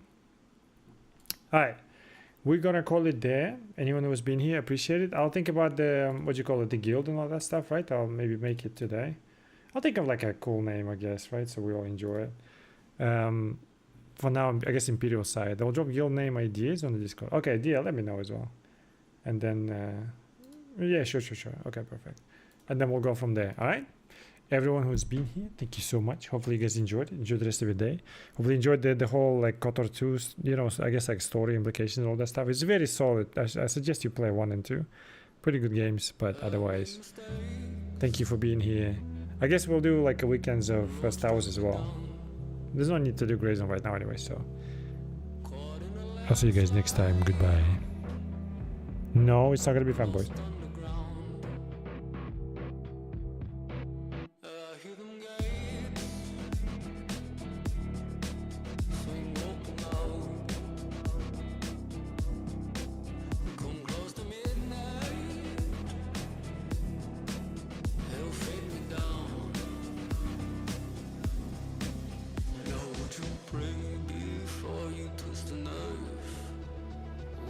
Take my hand and take a life.